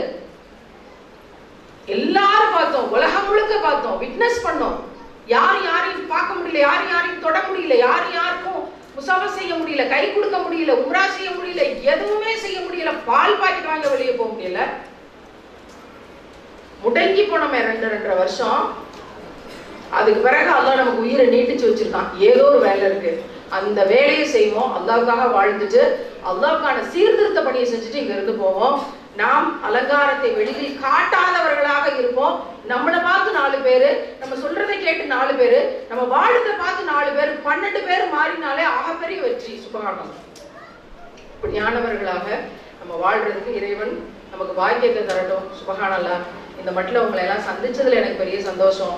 பெரிய சூழ்ச்சிக்கு மத்தியில நிக்கிறேன், எனக்காக துவா செய்யுங்க. நம்ம அல்லாஹ்வுக்காக செஞ்ச ஒரு வேலையை